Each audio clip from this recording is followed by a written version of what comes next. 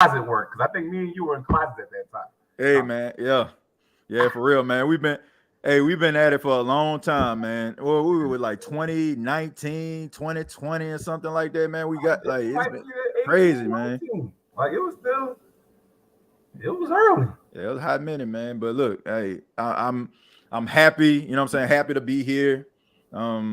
Wish I had some better news and some better spirits, but here we are, man. For what, first half of the season, man. Woo, rough, DJ, rough. Yeah, man, it's been tough sledding for a majority of the NFC South. I know I'm the sole person that's kind of smiling a little bit. You see the pearly whites out here, man. You know what I'm saying? It feels real good, you know, just to try to tell everybody that we ain't gonna just roll over because of Tom Brady, and it just come true. Because nobody wanted to believe it. They were like, "Oh, you just a fanboy, this, that, and the third." Throughout the entire offseason, I'm explaining why I believe this. I'm giving impartial reasoning behind it, and it's like you get thrown to the side constantly. It's like, what? So this first quarter came. Yeah, I got blocked by some people on, X. You know what I'm saying? I got some really good reactions though. I had a couple 10K, tweets and stuff like that. You know, a lot of people feel what I was saying, and like I said, I pulled my history is there. Like you can go look at my stuff. I've been on it the entire offseason. But, like I said, we're gonna get into, and I've been on these other teams too, and including y'all, man. I mean, like I said, we'll start from the bottom because that's what we're gonna do. Hold on, now the bottom. We talk about the Saints. Now we ain't at the bottom. Feels like it, but we ain't exactly. Yeah, we talking Matilda. Wasn't that Matilda when she was scraping the bottom of the pot trying to get that last one? Oh no, that was Dennis the Menace. Now I'm telling you, I'm too young for that. When he was grabbing down that bot trying to get a little something, just you know what I mean? We stole Dennis.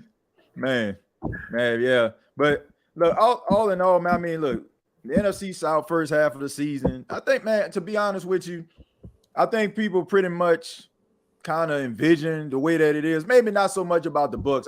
And here's the thing, DJ. I want to say this, man. I'm a firm believer in this. If you're going to dish it, you got to be able to take it.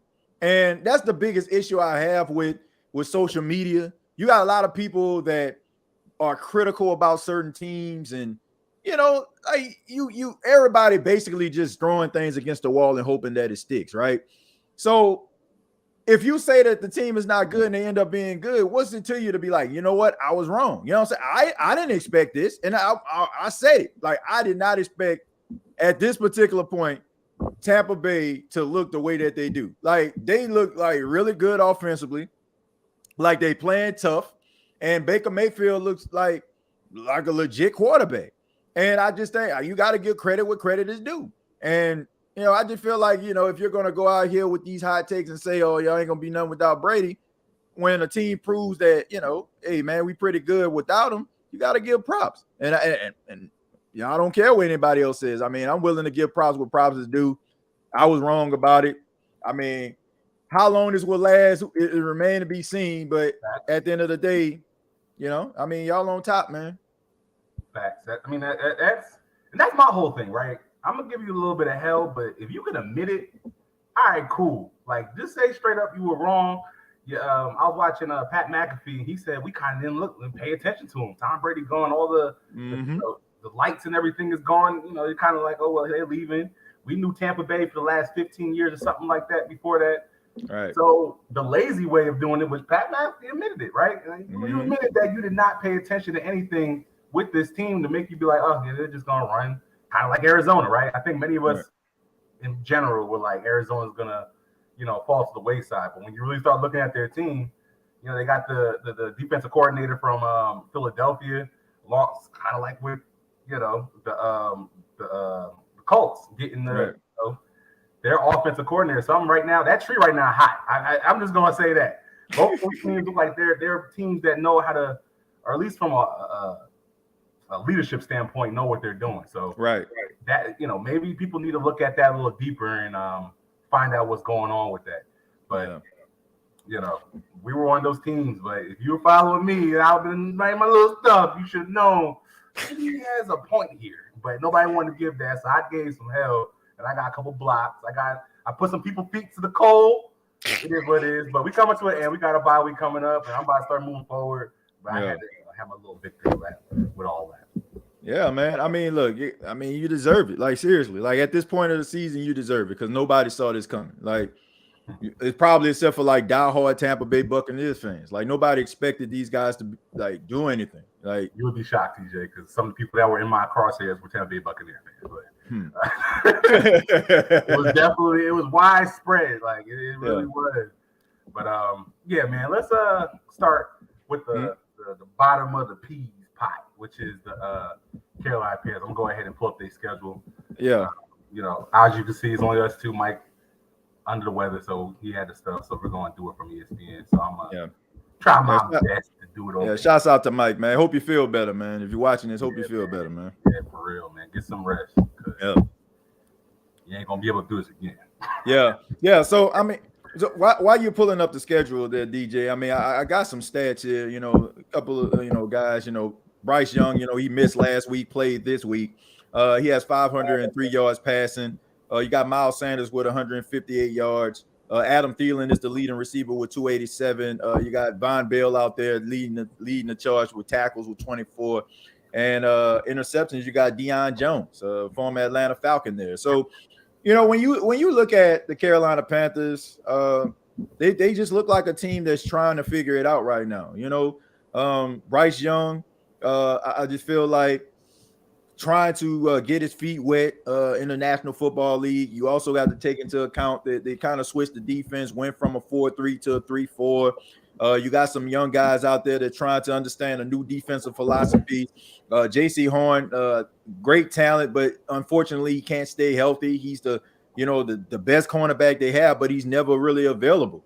And you got some veterans out there, that can kind of go with some of the young guys, kind of teach them, put them under their wing. But I just think that it's just a work in progress, man. I don't think anything is like too wrong with the team to a point where it just feels like you just got to blow something up or they made the wrong decision.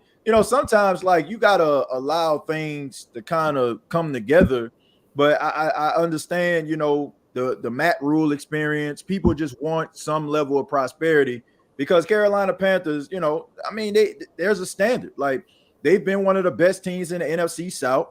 They've been to the Super Bowl, in the last 10 years. And, the fans want to get back to that. And Carolina Panthers fans, they're passionate. They're passionate about their team, man. I mean, you stay in that area. I stay close to that area. I'm about three hours away from Charlotte. And they just want to see prosperity. They just want to see the team win. But I just think that it's going to be a work in progress. I think they got the right coaching staff. I think they got the right pieces, but it's just going to take some time, man.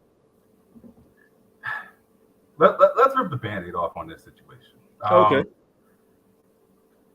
This was a mistake, another mistake by Mr. David Tepper. Okay, wow. This should not. You really going there? It man choosing violence. How long we been on? All right, it's going to take long because, like I said, this was something. So if you have heard me, David Tepper, I've been saying it for a while, is a scumbag. He is a piece of you know what. Wow. And he makes decisions not only for his wallet, but what makes him comfortable. Honestly, Steve Wilkes did not make him comfortable as a head coach. Now, because the whole thing behind whoa. No, you gotta elaborate on that one. Nah, you gotta elaborate on that one.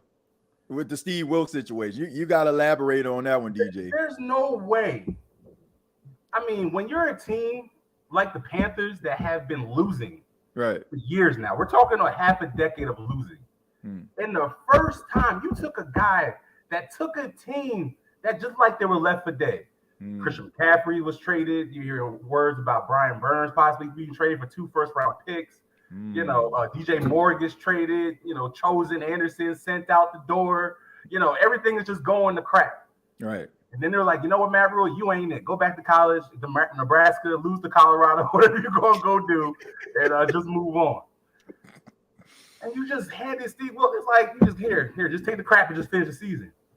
But these people, they were in contention they were basically playing for the division with Steve Wilks. They had those players that were on that team believing. The reason why many people came into this season so excited is because of what Steve Wilks, basically injected into that locker room.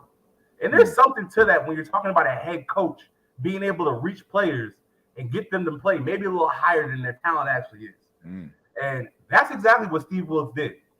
And there was players in David Tepper's room saying, we love what Steve Wilks is doing. We would love for him to be the head coach of this team. And what does David Tepper do? He pivots.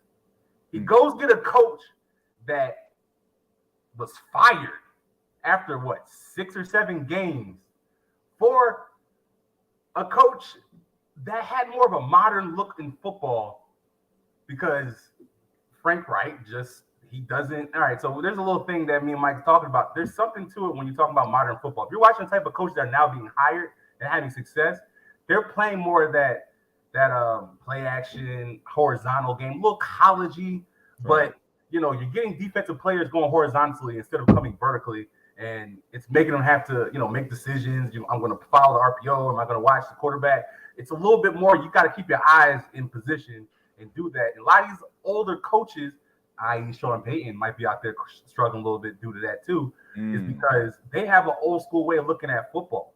And that's not how a lot of these players that are coming now from the college ranks are seeing it.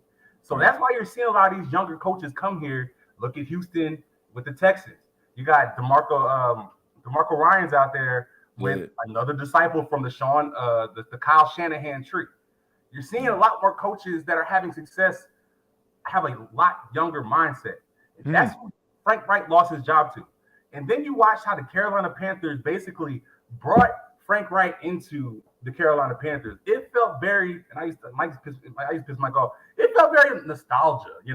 Frank Reich was the first the first player, quarterback for this this team, and we're getting the Avengers with Jim Caldwell and all those other things, and it just felt really bubbly and just felt really good inside and everything like that. But it never felt like, no, we're here for business. We're here to do some work. It never felt that way. They have this little, we have a current thing where you can watch some back stuff. That's what the Panthers had. And it never felt like it was all about football. It kind of felt like I'm coming to the end of my coaching career. If you watch the way they did it, it was it didn't feel like, I don't know, it didn't feel like they were carrying over that same dog they were carrying over from the year before that. Right. They bring in Miles Sanders, who was the highest paid running back, with all the crap about running backs, talking about them getting paid and everything like that. Right. He was the highest paid running back, which that can be looked at as a red flag in regards to that. When you had Deontay Foreman out here basically pulling Derrick Henry last year, carrying this team from an offensive standpoint, it was a different demeanor, right? You're going to bring a different attitude when you come into that run game. Right. Just the moves they were making this offseason, and not paying Brian Burns. You got that issue with him. He's upset about that. And it just didn't feel like they were coming into and then the preseason. The preseason, you can see the struggles with the offense. You can see all the juggling and everything with the offense. And it was like, this ain't going to look good. This is going to be something that you're basically hitting the reset button altogether. Right. You cannot use last year, which is the pitch of why you brought in Frank Reich, is that we're going to carry over what we did from last year into this year and make it look like, we're going to carry in, and contend for this division. It's only 4 games into the division. I understand that. Right. But as of right now, watching this team, they're going to need Jesus to turn this thing around, just start winning game. Come on, man. They can't really defend. They can't block for Bryce like that. Bryce is holding on to the ball too long. Right. Have no wide receivers that can separate. The defense doesn't look that bad. I'm gonna say that defense doesn't look that bad. I think Everett's doing a good job on that side of the ball. Even with some of the pieces that they lost, obviously J.C. Horn is a piece of glass. He can't stay healthy for nothing. Shaq Thompson going out. Yeah. Unfortunate. Yeah, that was real unfortunate. I'm trying to think who else they really. Really, that's all they really lost. I'm looking at the stats right here. It's pretty obvious. You look at Bryce Young, he got sacked 11 times. That shows you they have offensive line issues. it seems like, when it comes to Miles Sanders, I know you mentioned him and how much money they paid him, but here's the reality, man. Look at Swift. Look at Swift running the football. So I don't know if you remember this, DJ, but the Denver Broncos probably like in the early 2000s, man, when they had a bomb offensive line, man. It didn't matter like who you put back there. Everybody was like Ronnie Hillman, Quentin Griffin. It didn't matter who you put back there. You could put like the most mediocre running back there. They was like getting 1,200, 1,500 yards because that offensive line was just so bomb. Philadelphia had one of the best offensive lines in football. So it's not a surprise to me that Miles Sanders found success. But what happens when you go to a team that doesn't have a really good offensive line?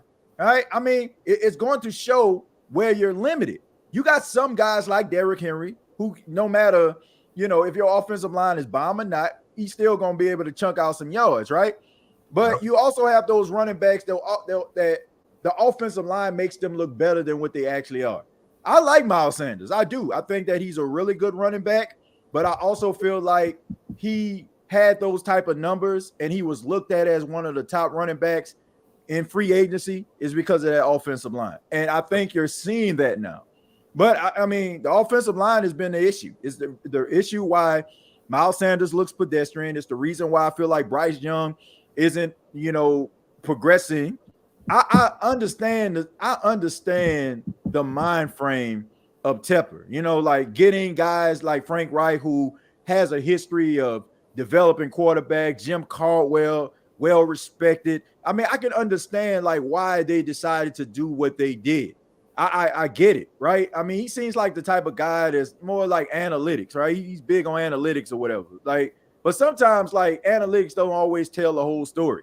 Like sometimes like, when we look at PFF, Pro Football Focus, like, tell us, this person is completing 70% of their passes. But you have to ask yourself, like, are they like, what's going on? What's the situation? Like, are they completing these passes in crucial situations? Or are they doing it in garbage time? Like, you got to be able to examine those type of things. So analytics can sometimes tell you the story, but it doesn't normally tell you the entire story. But I just think that when it comes to the Carolina Panthers, DJ, they just have to be patient. Like, Panthers fans are going to have to be patient. And I honestly really feel that they probably would have had to be patient even with Steve Wilkes as their head coach. Like, their defense, I feel like the defense probably would be looking the same, but the offense probably would be having some struggles too. Like, I just think that it's probably going to it's going to involve some patience for Carolina Panthers fan, but I can understand, like, and I fell for it too as a Saints fan at the beginning of the season when your team's starting to get everything together. Oh, we signed him. Oh man, he made plays for this team and that team. You get all excited. And then all of a sudden expectations start to show up, right? Oh man, I expect my team to be a playoff team. I expect my team to be 4-0 at this point. And then when it doesn't happen, you're like, dang. So I just think that Panthers fans are going to have to be patient. I mean, yeah. I mean, and I guess that's the whole thing with them was now it's like, they were 7-10 last year. They were basically one game away from the division, beating the Bucs. And when you decided to throw away everything you had, you're absolutely correct. When you hit that hard reset button, you have to forget about what you saw, the excitement that you saw last year, right. like you carried this over. You got to forget that. Right. And I feel like there's going to be a hex on the Panthers because of how they did Steve. I really honestly believe that. Yeah, it wasn't right. It wasn't right. He definitely deserved that opportunity or opportunity in the National Football League. But, man, that's another story for another day, man. You don't want me to be on my soapbox on that one. We already know what type of day it is with that, bro. But I said to Mike, there's a way they can break this hex. How? Evero there, and you got Thomas Brown. You got two brothers there. Fire Steve Wilkes' ass and let them just run the show. I'm telling you. Just let them figure it out together. I'm telling you, Evero was a very smart and calculated man that understands defenses and what's going on these days. I really feel that way. Thomas Brown is a Sean McVay disciple that is not getting an opportunity, and it's going to be difficult because you're basically playing with Frank Reich's playbook at this point. You haven't really, you probably have ideas in your head that I believe that Frank Reich didn't want to hear. He's like, oh, okay, that's cool, but we're still going to run this. I really honestly believe that. Like I said, I really think they messed up with the Frank Reich because you look at Frank Reich's history. His success came with veteran quarterbacks and having a strong defense, right? You look at Andrew Luck, Phillip Rivers when he was there. He has no record of working and developing a young quarterback and tailoring an offense around him to help him from college become a better player. And that's where my concern for the Panthers going forward is that part. And once again, Frank Reich's an older guy, so he can be very stubborn. So for Panther fans, but for myself, I hope y'all continue to do the hell y'all doing. But I hope that he can get out his own way and allow others around him that might have more of an innovative way of thinking can help him weather the storm with this. Yeah, I had an opportunity, DJ, to actually see Frank Reich. I went to the NFL Combine, and the first thing that kind of stuck out with me was the confidence that he had. Like the confidence that he had. Like this was like before they decided to select Bryce Young. It just seems like he was just very sure of himself. I like Frank Reich, man. I'm gonna be honest with you. I honestly, a little biased. I can I like him. I do think that he's a good coach, and I just think that it's just gonna take some time, man. Like you have the way that the Carolina Panthers are structured, you're gonna have to have patience. Like once again, you go into this season with the first overall pick, you get Bryce Young. I'm pretty sure some Panthers fans were like, man, we were really, really close to actually winning the division. So all we need is like a few little steps, and all of a sudden, like we'll be where we need to be. But you have to also understand, like they completely like changed around a couple things, like going from one defense to another, a new defensive coordinator, a different philosophy, a new offensive coordinator, a new head coach that's offensive mind. All this stuff right here is going to take some time. It's not like these guys are like 2-3 years into it. Like I just feel like it's just gonna require some patience. I think they can find success. I do feel like they got the right quarterback in Bryce Young. I do feel this way. I feel this way very, very strongly. But they're going to need an offensive line to be able to protect this dude. And it is going to take some time. Look who came out today. Hey, man. Hey, man. I got 5. Can y'all hear me? You might not be able to hear me. I can hear you, man. I got 5 minutes. That's all I got. Actually, I got 3. I got 3. Excuse me. I'm a little under the weather. I agree with everything y'all saying. Especially you, DJ. You've been talking a lot of trash. I know you're on your high horse. Kudos to you because nobody saw this mess coming. Kudos to Baker actually doing what he's doing. Right. But excuse my language. But Carolina has a shit show going on. And it starts with David Tepper. And until David Tepper can get out of his own way, the Carolina Panthers will be a losing organization and franchise. The man has been there 6 years. The best record he's had was when Ron Rivera was there, which was 7-9. The next best record was a protege of Ron Rivera when he was 7-10. Frank Reich is starting off 0-6. That's right. I'm calling it right now. He's about to start 0-6 heading into the bye.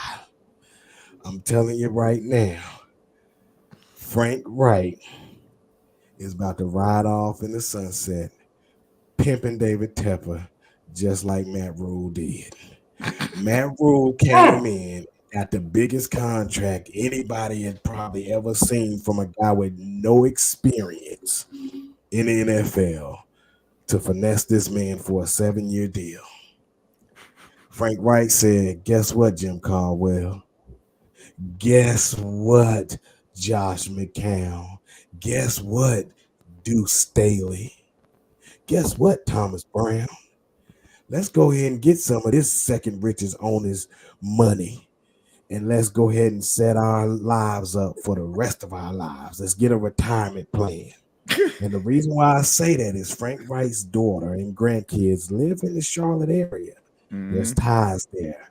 Josh McCown was coaching high school football here It's ties here. Oh, wow. Deuce Staley's mom is ill and she's in South Carolina. Guess what? It's ties here. Thomas Brown is from the Georgia area. He didn't want to continue to stay in the California area. It's ties here. I'm telling y'all, it's not COVID. Trust and believe it's not COVID. I've taken tests, all of that. I'm actually recovering now. But it's ties. It's ties to the region. It's also, we got the defensive line coach from Detroit, who his family is in Jacksonville. It's ties. This was a close location with the second richest owner that doesn't know anything about football, and we can finesse him to set up a great retirement plan. It ain't about winning here in Carolina. Because if it was about winning in Carolina, then Steve Wilkes would have been the guy because he had already had the locker room. And I know, TJ, you say it might take some time. It would have, but you had a bunch of guys in there believing winning football when they've never won for this organization. There was a bunch of young guys there. They didn't see none of this with Matt Rule. They saw how to win, a tough, keep pounding football team. And this team is taking the temperament of, that's right, not temperament, because David Tepper is the owner. The temperament of Frank Wright, which is a dull, soft man. There's no dog, there's no fight, there's no grit, and that's why we're getting our will and we're getting imposed on the offensive line. It's not much difference than what we had last year with this offensive line. We were able to run the football. We got a couple an injury here and there. We got an injury or two, but it should not stop the keep pounding process of the Carolina Panthers, and that is gone. I'm telling you, I'm looking in Brian Burns' eyes, and he is done. Shaq Thompson was like, it's not an opportunity to go make money, so why am I going to go anywhere else and I'm stable here and they're going to pay me? You got to think, the Carolina Panthers, just like the Charlotte Hornets, sorry to tie in basketball, but it's October, so it's starting, is a place that you want to go get paid and move on to the next destination. Or you get paid and you want to settle because the Carolinas is a nice place to settle. And that's it. It is beautiful. I ain't gonna lie about that. You see, they both in there. Like, Yeah. So I'm telling y'all, I was on the train. I'm just like a lot of these guys that were coming in, gals, saying, yeah, all we have to do is implement a quarterback and we should be able to hit the ground running. No. That's not what's happening in Carolina. And we were foolish to think that this is what's going to happen. But when the organization from Scott Fitterer and head coach and all of them keep saying it's a retool, not a rebuild, then what do you expect us to believe? We got to see it for what it is, and this is a rebuild because there's no way you can retool 0-6.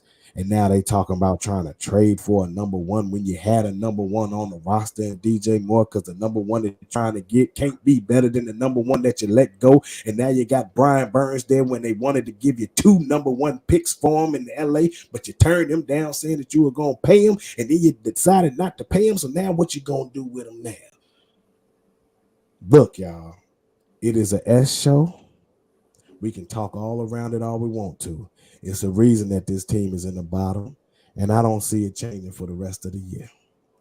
Now, I went over my time. Sorry, y'all got to bounce. We had to get up your chest. Nah, man. I was pulling that direction. Nobody can't nobody talk about your team like you can. You know what I'm saying? Like, yeah, I got some cliff notes over here. You know what I'm saying? Right. But yeah, man. I feel you. I feel your frustration. Lord knows I feel your frustration, man. Yeah, but I am gonna check it out, man. Sorry, I can't stay on with y'all. But man. Appreciate the Derek Carr effort right there, the warrior spirit. Yes, sir. See, I got a hoodie on in the house, all kind of stuff, man. I'm trying to sweat this thing out. All right. Before you leave, the next quarter, you got Detroit, at Miami, a bye week, and Houston. How many games you think you're going to win out that stretch? 0. Dang. If it's I don't zero, think we. that leaves y'all at 0-7.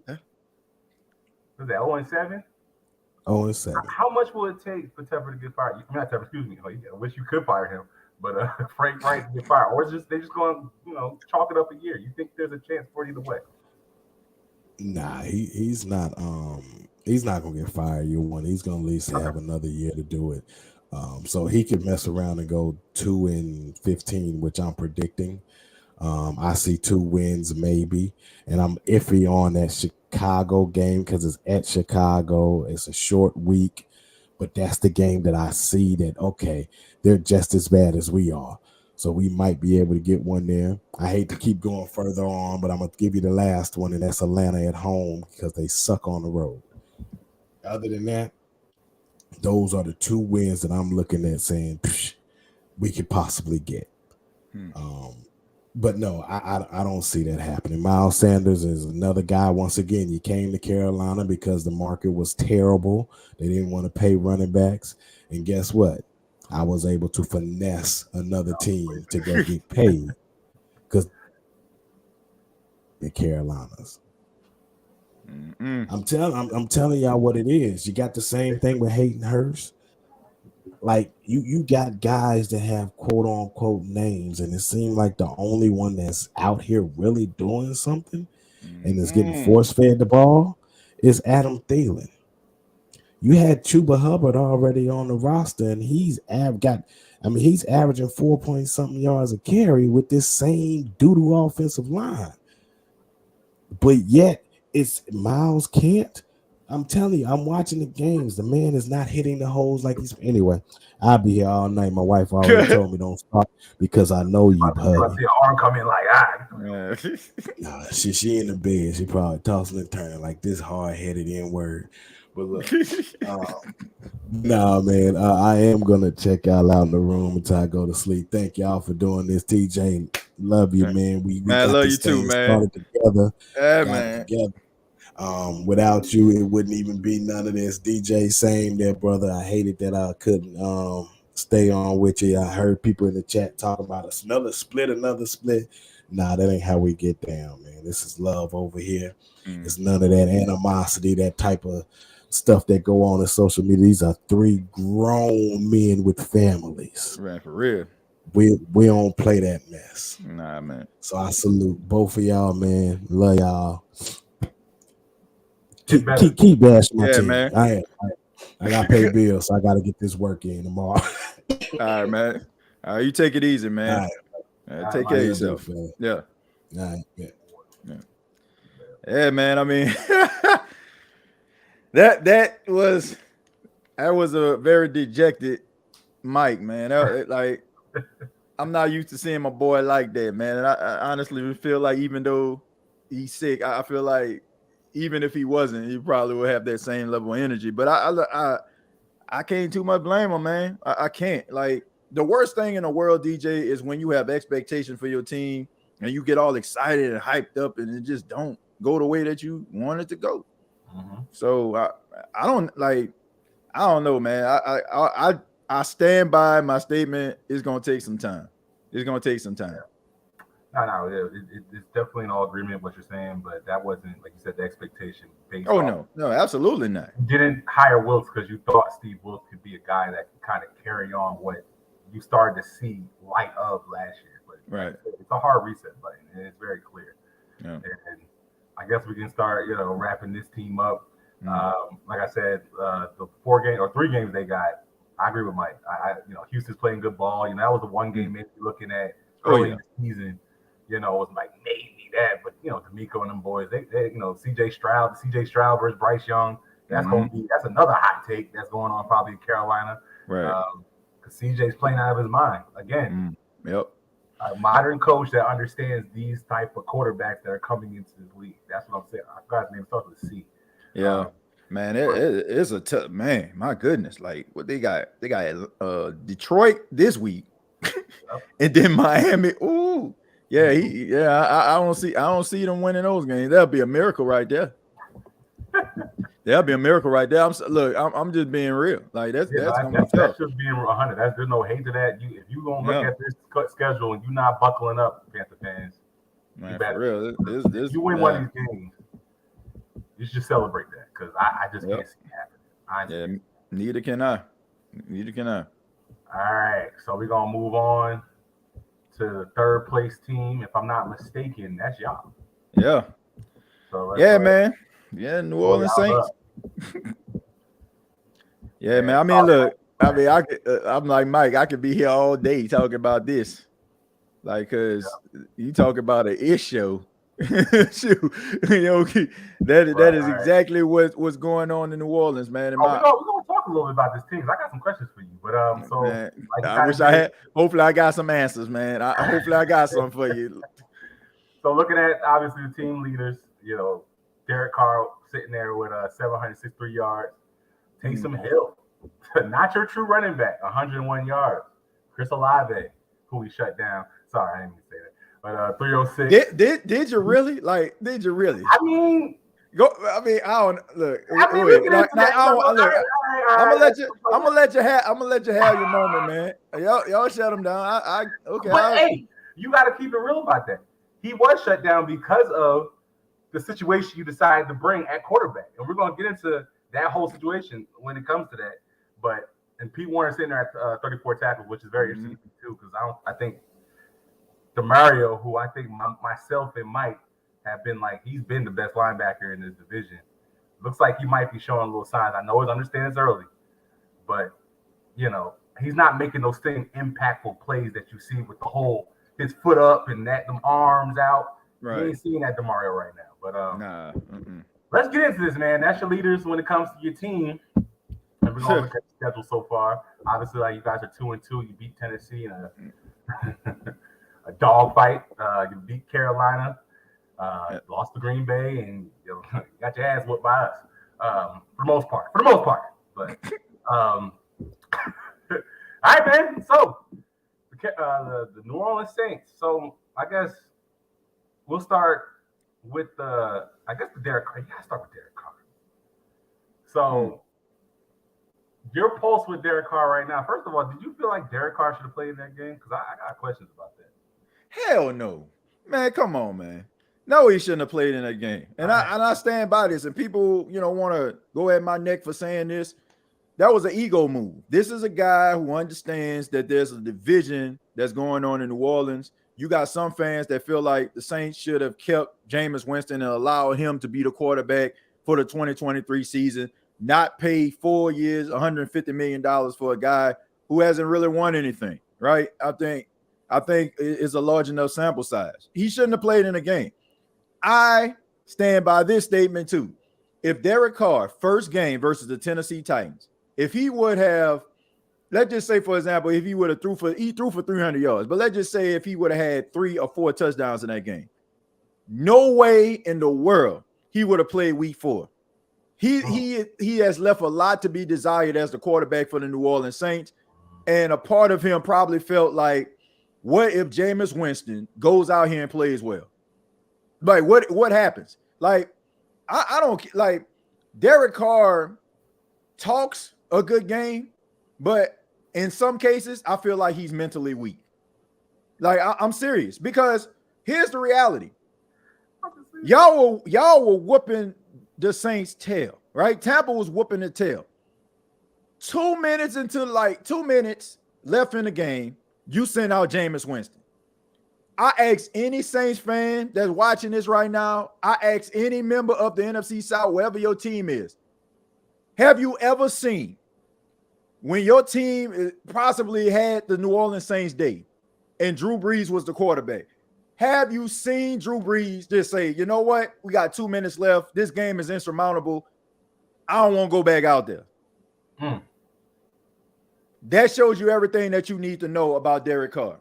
Derek Carr, to me, is a blame deflector. He doesn't want to look at himself when issues arise. He rather pin it on somebody else or pin it on something else. And that's just the reality of it. Do I think that he's a quality quarterback? Yeah. Do I think the Saints can win games with him? Yeah. Probably ain't going to win no playoff game or no Super Bowl. But yeah, he's a serviceable quarterback that I feel like talks a good game, but there are certain aspects of him mentally that are weak. He spent way too much time in the offseason talking about the breakup in Las Vegas. That was the first red flag for me.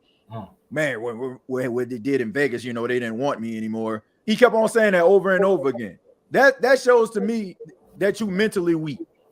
How many times, like, I seen Peyton Manning go to a team that he led to countless AFC South titles.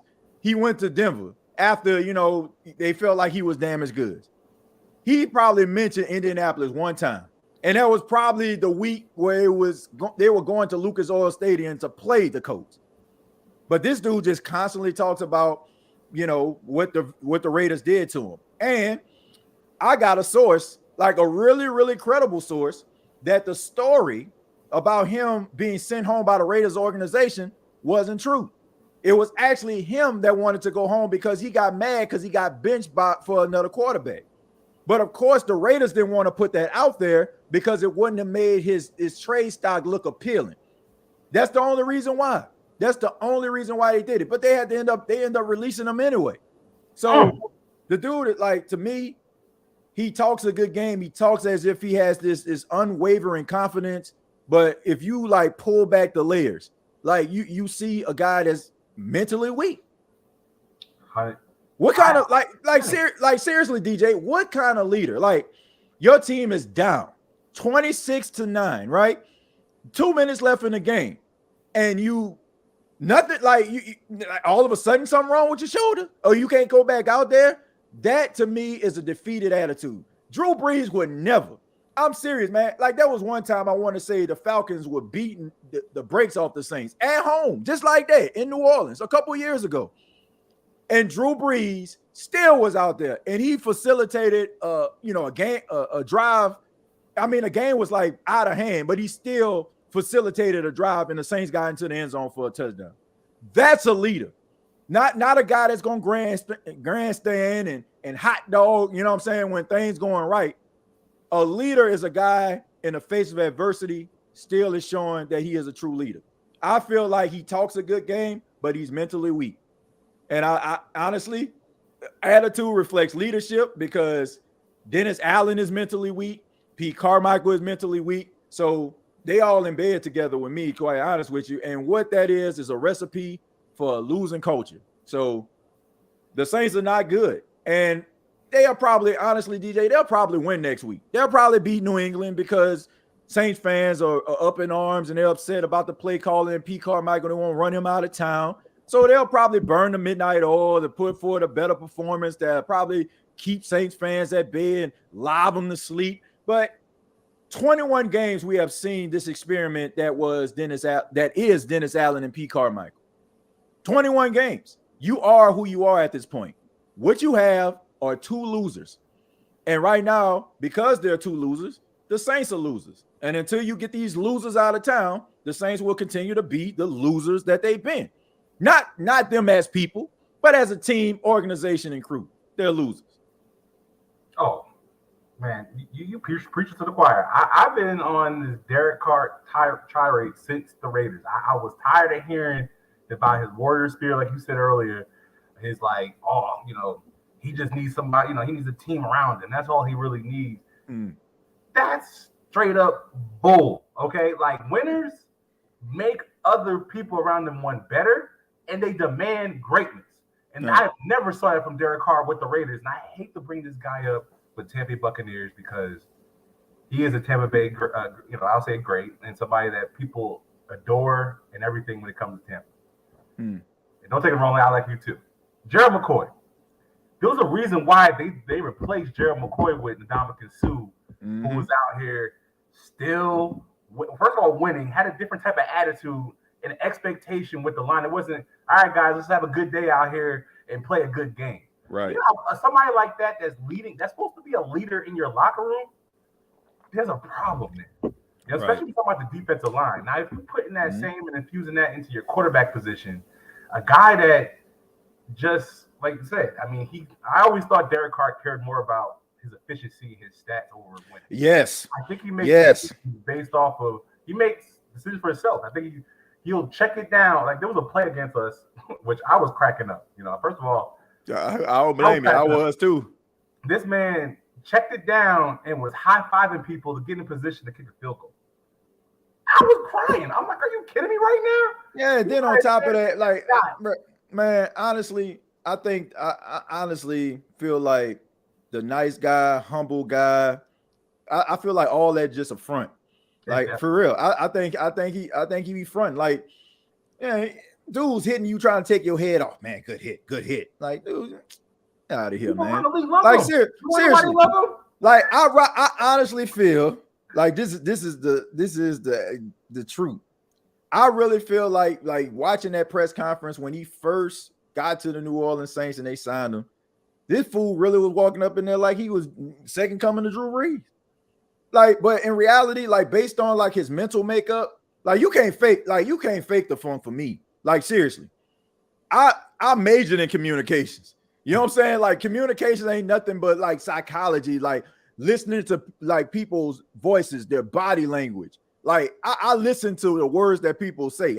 It's you can tell that is more of Derek Carr convincing himself that he's good than him actually believing deep down inside that he is good. Like, I'm serious, man. I feel like the whole thing is just a straight up 100% front, and I don't care what anybody says.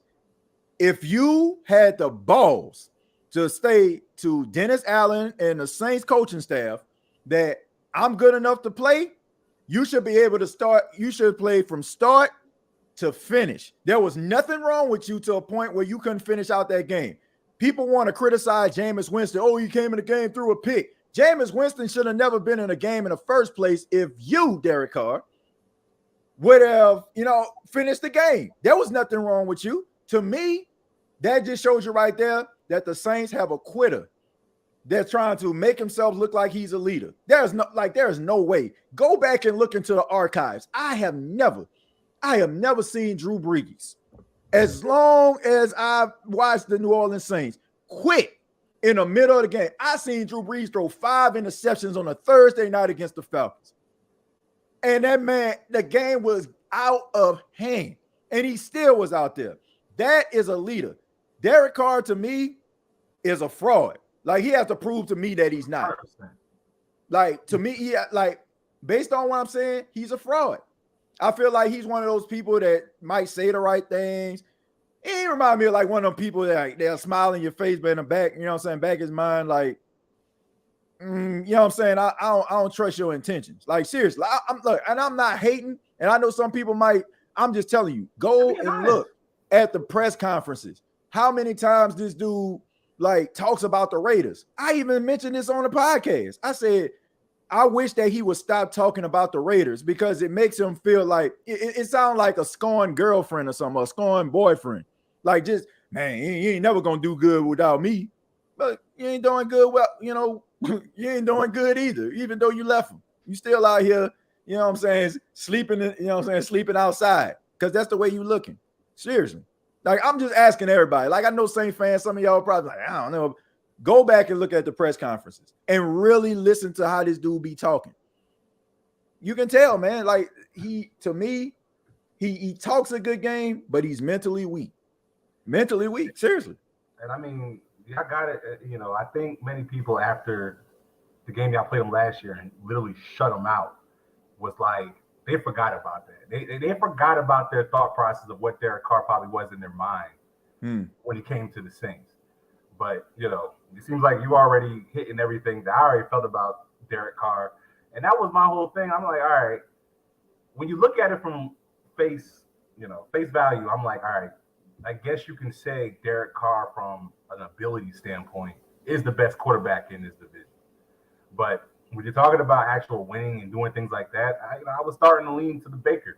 And I was like, it was really hard because I don't think Baker's as talented as a thrower as Derek Carr.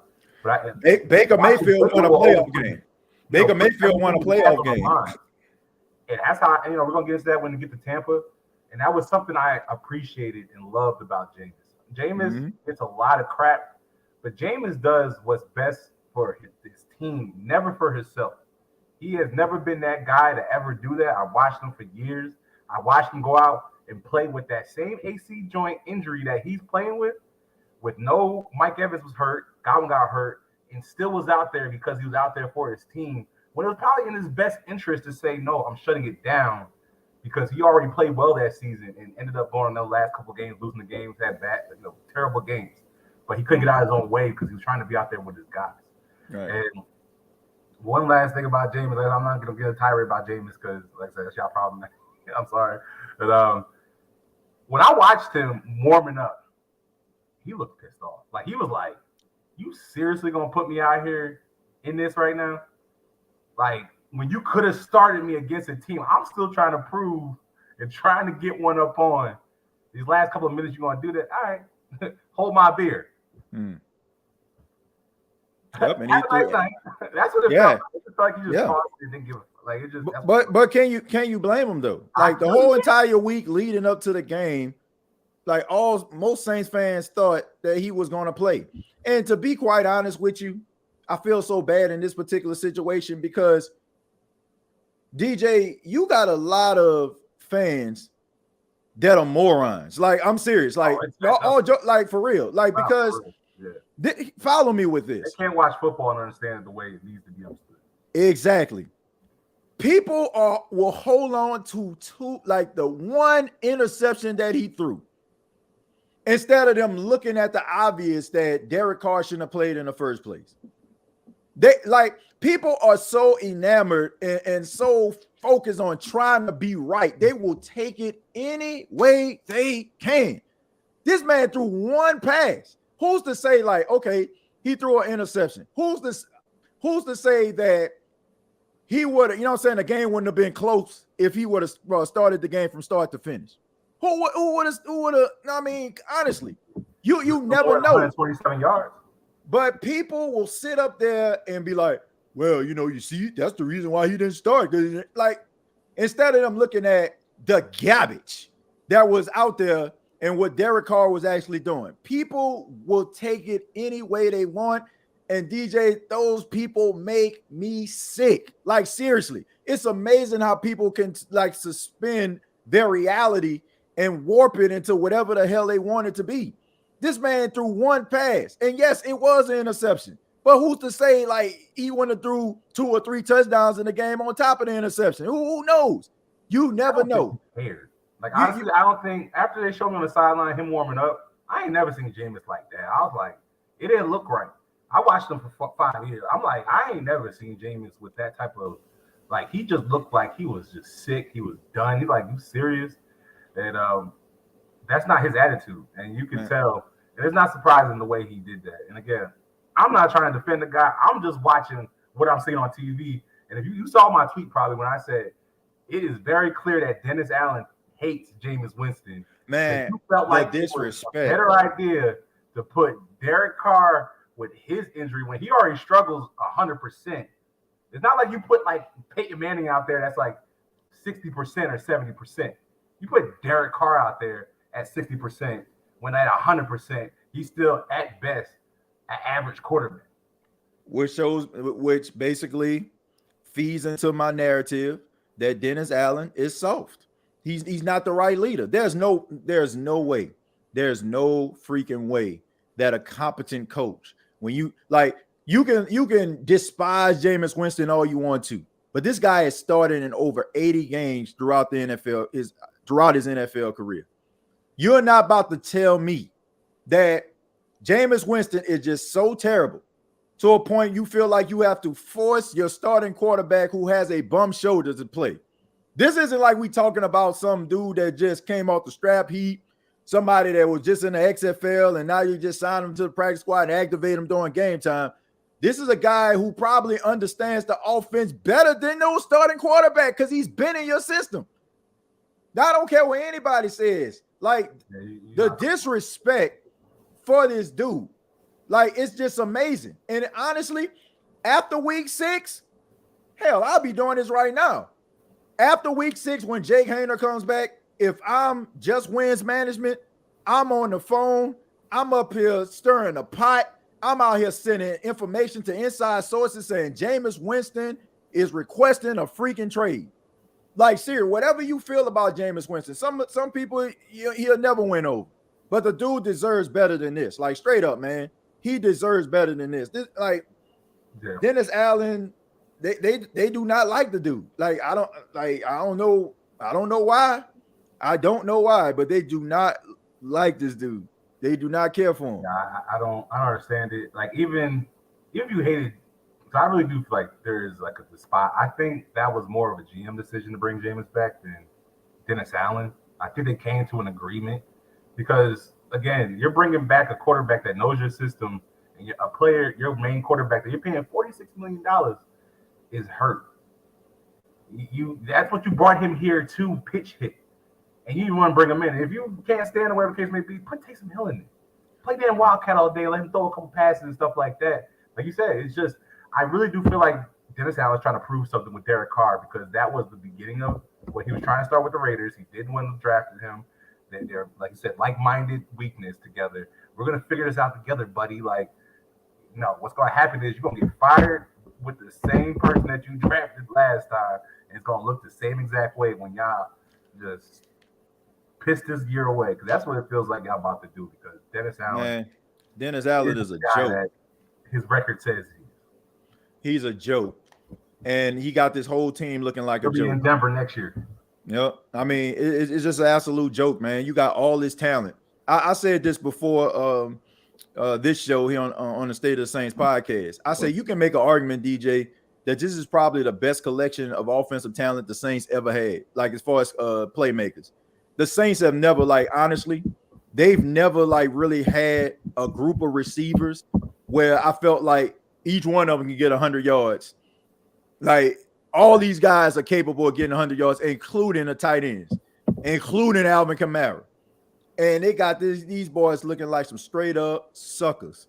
Like, I don't need this. Like, honestly, I don't even care. Like, you can keep Pete Carmichael. You ain't got to make no changes. Like, seriously. Let them do whatever the hell they want to do. As long as when the outcome is all said and done, when the season is over, both of these clowns get up out of here. And they can try to double down on it, but I guarantee you, Saints fans are right now, they are frustrated, and they wondering to themselves, why the hell am I spending my hard-earned money on a team that can't win in the dome? In the last 18 games, they 7-11. So why people ain't doing that, man? Like, seriously. You spend all that money for the game, you pay for parking, you know what I'm saying? There's this you got people breaking in cars downtown, you know what I'm saying? You risking a chance of getting your window bust in and getting your stuff taken. But yet I gotta go up in here and watch these boys lay an egg on Sunday when they capable of winning football games and putting up more than 15 points a game. Man, get these clowns out of my face. Like, seriously, man, I'm just looking forward to the end of the season. And like I said, they better do something, because I'm telling you, they can feel like, oh man, the Saints fans, they love the Saints so much. Okay, keep playing with these folk, man. Like, New Orleans people, man, like, for real, they are really loyal. Like, trust me, you know what I'm saying? I'm from the city. They're extremely loyal, but they're loyal to people that are loyal to them and feel like they have their best interests at heart.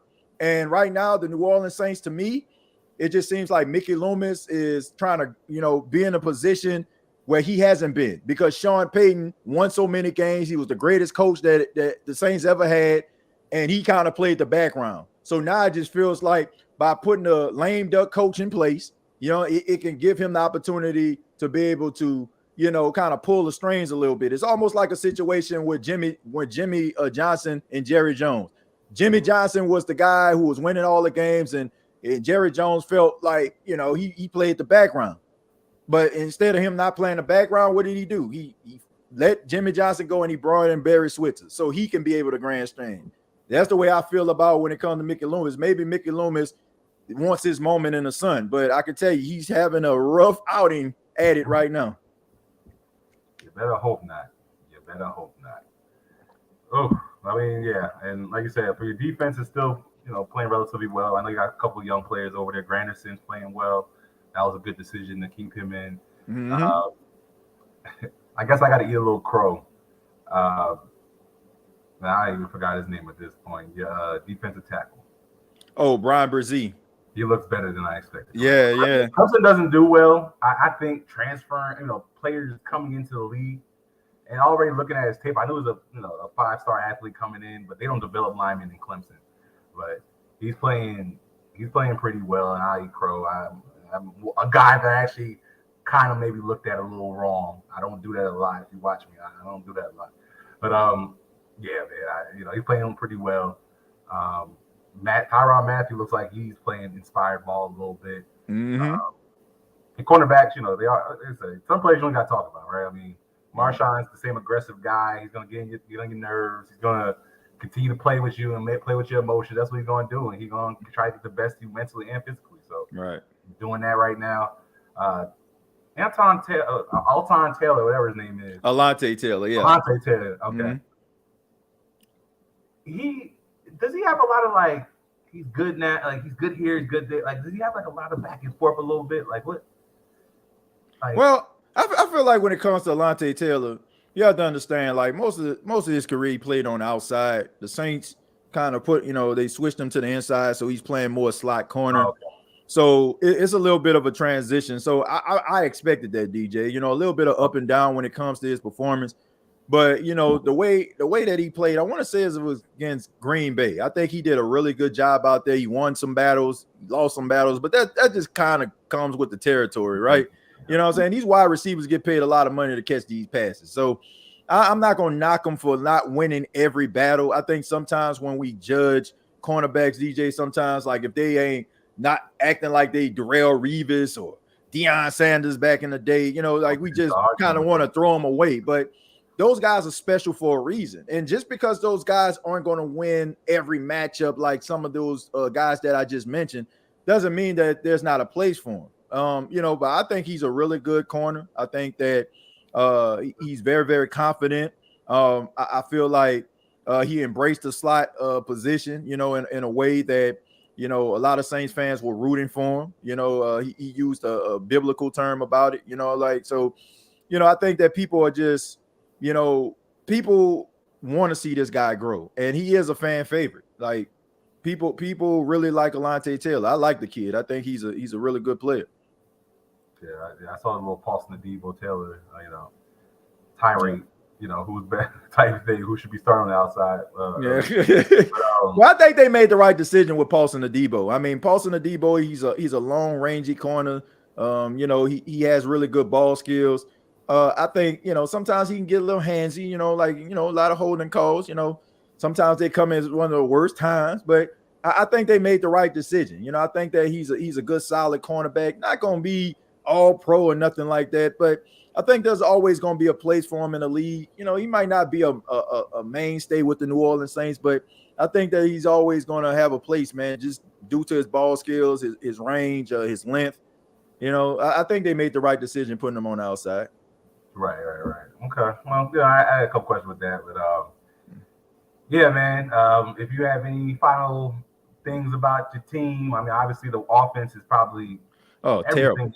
Your coaching staff and the offense, it's probably the two things y'all really zero in on that needs to get better.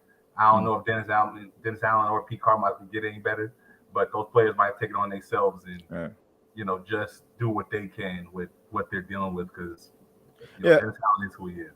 And I picked y'all to win this division when the season started because it was hard to tell. With us, with Dave Canales and everything like that. Right. Carolina, I didn't feel good about because it just felt like they were hitting the reset button. I thought they would have been better, man. I thought they would have been better. I'm probably the biggest fan. Like, Dre, you my dog. We're going to talk about y'all. I'm going to be very impartial about y'all. Talking with kids too. But, their team is just going to be, we're going to get into that next. I think that their next team up. But, yeah. Well, I guess the final thing that I would say is, since we talking about the first quarter of the season, I'll just talk about I think the Saints, I think they'll win against New England. I think they'll lose against Houston. I feel like they will beat Jacksonville, and I feel like they'll lose to Indianapolis. I feel like it's going to be kind of similar to last year: win one, lose one, win one, lose one. I think that the New England Patriots, I think that they'll probably win that game because once again everybody is being hypercritical of them as a staff right now, so they're going to want to prove people wrong. I feel like with Houston, I think C.J. Stroud is showing that he should have been the number one pick. He's playing really, really well. D'Amico Ryan's going to have that defense, going to have them dogs hunting. I feel like the New Orleans Saints been struggling to score, so last time I think they played against a D'Amico Ryan's defense, they didn't score anything. they played against the San Francisco 49ers and lost 13-0. So I expect for D'Amico Ryans to have his dogs hunting. Jacksonville, I feel like Jacksonville, I watched them. They kind of up and down. They're dealing with some injuries. Trevor Lawrence, I mean, he's just kind of wacky, man. I mean, call for what it is. He is not your sunshine. He is not the best player to come out since Andrew Luck. Just call it for what it is. I ain't got nothing against Trevor Lawrence at all. But the expectations of what they put on this man to be, he is not it. And you kind of saw that a little bit in Clemson. Yeah. But it's not. It's going to take him probably some years before we see maybe a little bit of what they think. And I think it'll never be consistent. I just really don't think it's going to be that way. Yeah, I think he's a little erratic. I think like football's not everything. Yeah. So I don't know. Yeah, I think he's a little erratic, but I mean, the Saints are the Saints. You know what I'm saying? Like, no matter how mediocre a quarterback is, or you know what I'm saying, or how great he is, you never know what you're gonna get with him. I still think the Saints will win this football game due to the injuries for Jacksonville. I do feel like Jacksonville probably gonna keep it competitive, but I think the Saints are probably going to end up winning that game, especially it just being a home game. And I'm just going with history when it comes to the Colts. You have a mobile quarterback, and I just think that he's going to give the New Orleans Saints fits. You know what I'm saying? I think Richardson is going to get the Saints fits because they struggle against mobile quarterbacks, and his ability to be able to scramble outside the pocket, his strength, his ability. I just think it's going to be a rough outing for the New Orleans Saints. So I got them losing that game. So I think it's going to be the same thing as last season. Win one, lose one, Yeah, and I need another quarter, you guys, before I really start thinking, because I feel like it will be one game, but I'm going to say 2-2 myself, because I feel like I'm getting a good amount of data. I just don't think I have it all to say that y'all will only win one game in this stretch. So I will say y'all going to get 2 games. I think you're gonna go 2-2. I got, like I said, New England and Jacksonville. I feel like those are going to be the 2 games they win. I think they're gonna lose against Houston, and I think they're gonna lose against Indianapolis. All right, you heard it first. Both me and TJ think they're gonna go 2-2 in that second quarter. All right, so the second place team, and also TJ, I love you, bro. I hate your damn team. Well, maybe because I hate Cam Jordan. I got a little story about Cam Jordan, or at least a theory of my own that nobody's ever said. Mm-hmm. Okay, so this lasts a little bit. Okay. So going back to the 2011 draft, that's when I started really paying, not really paying attention to football, but I started really trying to break it down a little bit. Right. And I knew we had a late draft pick. I think we were the 19th pick. Mm-hmm. And a lot of information was coming out. The Adrian Claiborne. I'm like, I don't want this Iowa quarterback. Defensive end that got one arm. Right. I don't want this dude. And I'm watching. I'm seeing highlights of Cam Jordan. I'm like, oh, that should be the guy out of Cal. I like him. Mm-hmm. And they come out here and get Adrian Claiborne. I thought it was the time period where we're just doing dumb shit all the time, whatever. And I honestly think, and he will never say it, I think he takes the shots he takes at us is because he has something against us due to him being drafted before Adrian Claiborne, when it was clear that we should have took Cam Jordan over Adrian Claiborne. I really believe that. And him having as much success as he has had in his career while Tampa's been down, it brings him nothing but joy. And I think because of his personality, it just adds to it. And yeah, that's just my little thing on Cam Jordan. But I can't stand his ass. But I love him at the same time. I guess that just kind of comes with the territory. I mean, him being a mainstay, and he will be a mainstay. He's gonna finish out his career with the Saints. He already signed the extension, so I just think that just kind of comes with it. I think he's just loyal to the team. I think he's just dedicated to it. But I will say this: the last couple of times Cam Jordan played, against that offensive line, I mean, he was not very effective. So. Yeah, he thought he was gonna find another Donovan Smith with Luke Gedeke. Luke said, I'm pretty sure they had. I'm pretty sure they had them comments on inside the facility. Especially when he was talking at the Pro Bowl. So I'm pretty sure they was motivated. You can tell, because I want to say Chris Godwin was mic'd up, and he mentioned that. So there you go, man. All right, moving on. The Atlanta Falcons. The other team that's supposed to win this division. All right, Desmond Ritter, 744. I didn't know he had that many yards. 744 yards. Bijan Robinson, top rusher, 318 yards. Top receiver. We're going to get into that part because I'm very interested. There's Jonnu Smith at 179 yards. And I mean, the MVP of this team, which he should be here, Jesse Bates, 32 tackles, and Jesse Bates with 3 interceptions. Yeah. That's money. That's money well spent right there. And that was the best signing they made, period. You know, everything else. And I think Jonnu was next to it because looking at the Atlanta Falcons, again, we're going to start with some positive because Dre, you my guy, you Atlanta Falcon fan, and I'm going to start off with some positive.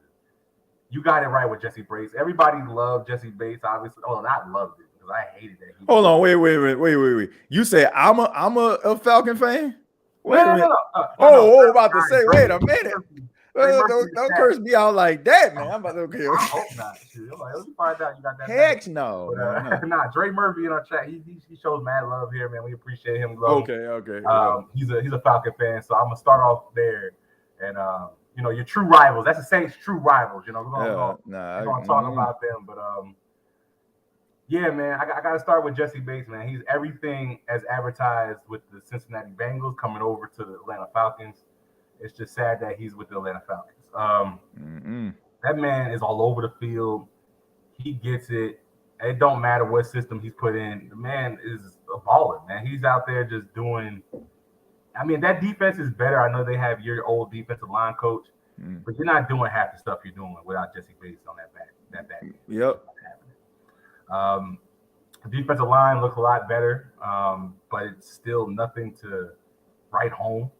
Calais Campbell, I think they probably came in thinking that he was only going to play maybe like 40-50% of the snap. That ain't going to happen. He's going to play 80 to 90. They about to use him up this year. I don't know if he's on a 1-year deal or he has a multiple deal. Yeah, he's on a 1-year deal. Yeah, they're going to get that 1 year out of him. And it ain't going to be because there's nothing else behind it. You know, Bud Dupree was, we're going to continue to see. I said this at the beginning. I'm going to continue to say it. He ain't what you thought. He's going to come off on the edge. He's not that good. He's not a pass rusher like that. He's going to maybe give you a spin move here or there and get to the quarterback and make you excited, but he's not that. Their corners have been playing pretty well. Yep. Except for the lacks. I think like AJ Terrell has like this like problem in his brain where he can't be good all the time. I think he thinks too much and he'll blow a coverage that will like really hurt them a lot. Yeah. And that's what happened last game for that touchdown to Calvin Ridley. I know that felt good. Calvin Ridley did not have his best game. I know that felt good just to score on that. But the highlight of and the reason the Falcons are gonna have problems and be unsuccessful this year unless they bring in Heineke is Desmond Ritter. I was a Desmond Ritter guy. I will admit. Me too. I liked him coming out of college with Cincinnati. I liked his dog. I liked the way he carried himself. I don't know if he has that same bravado that he had in college. Right. The way he was able to just feel like he was a leader with that team. Maybe he doesn't feel that in the NFL. Right. But he had a moxie about him. I know they love that with Mayfield. And I thought that, along with his tough play, was going to be something for the Falcons. Yeah. Man, so far have I been wrong. That is not the case. And part of it might be Desmond Ritter, but you got to also look at the head coach. Like Arthur Smith, look at his days with Tennessee. Again, TJ and we both watch football. Tennessee has never been known for good quarterback play. Yep. Never. I'll take you gotta give Steve McNair. Come on, man. You gotta give Steve McNair that one good year. What? He had that what? He had you ain't about to disrespect L. McNair like that, man. Rest him. Man, I'm not talking about Arthur. I'm talking about Arthur Smith. Oh, Arthur Smith. Okay. I'm about to say. Okay, I'm about to say that. Now we talking about the archives. Like we gotta talk Warren Moon, Steve Mc. Okay, but yeah, I got you. I got you. I was a huge Stephen McNair fan. I lost his jersey. I bought it. I used to be a football fan, so I had 1,000 jerseys. Yeah. That was my game. Yeah, and he went to Alcorn. You know what I'm saying? So I gotta have some respect. I went to Jackson State, so I hate Alcorn with a passion. But I gotta give love to Steve McNair, man. Shout out to Derek. Hey, talk smack now too. I'll talk smack about you. You're I'm soft. warming up to it when we come to these damn Falcons because You there soft was as a certain Dr. Scott. person on this podcast that was supposed to be part of the circle. You know, he was supposed to be a guy like us, being family men that speak the truth and will stand on your 10 toes down, no matter what, when it comes to your team. And that's Mr. Sean J. I got plenty of people in here, and I'm gonna say this: that was some very weak, estrogen-filled BS you pulled in that round table, and to not fool with us anymore because I muted you for 30 seconds. That was some coward stuff. And for you to back out of this as well speaks to, outside of you, Dre, your fan base too. Y'all are just weak. You're weak. You don't show up for your team. You only want to show up when things are hot, and you fall and you disappear because it's hard to find Atlanta Falcon commentators outside of their little circle that will want to step out and actually speak on their team because they can't stand 10 toes down. So that's my little tirade on them. I'm going to leave it alone. I'm sorry, TJ, you had to get that. But I haven't been able to talk about that until now because when Mike told me he wasn't coming today, I was going to give him another chance. And he pulled the stunt that he did today. You a coward, dog. I'm going to let you know that right now. Now, going back into this team. What I was saying with Arthur Smith is he has not shown that he can develop a quarterback, which I think is part of the Desmond Ridder issue that they're having with this team. And I think also their weapons aren't as good as advertised, be it Drake London, Mac Hollins, Kyle Pitts. Kyle Pitts looks like that injury might have really turned him down for the worse because he does not look like the same player when running routes and being as aggressive for the ball when it's thrown his way. Like, so I've been watching this team and it just don't look good. And I think Arthur Smith kind of knew that's why he got Bijan Robinson, because now Bijan Robinson is the offense. And everything's going to run through Bijan Robinson from what I'm seeing because he's still fresh legs, a fresh, rookie that know nothing but winning and, doing what he do. And, he's amazing. That's why he was my favorite player coming out of this draft. And, he's going to shine through even when everything around him looks like shit. And that's what they're going to have to do. They're going to have to pass, run through him, check down, and just hope Bijan can just stir up some magic. I just don't see nothing with his offense, TJ. Please tell me something different that you've seen with the Atlanta Falcons. Look, I already said I'm a Saints fan. I can't stand the Atlanta Falcons, but I'm going to be 100% real.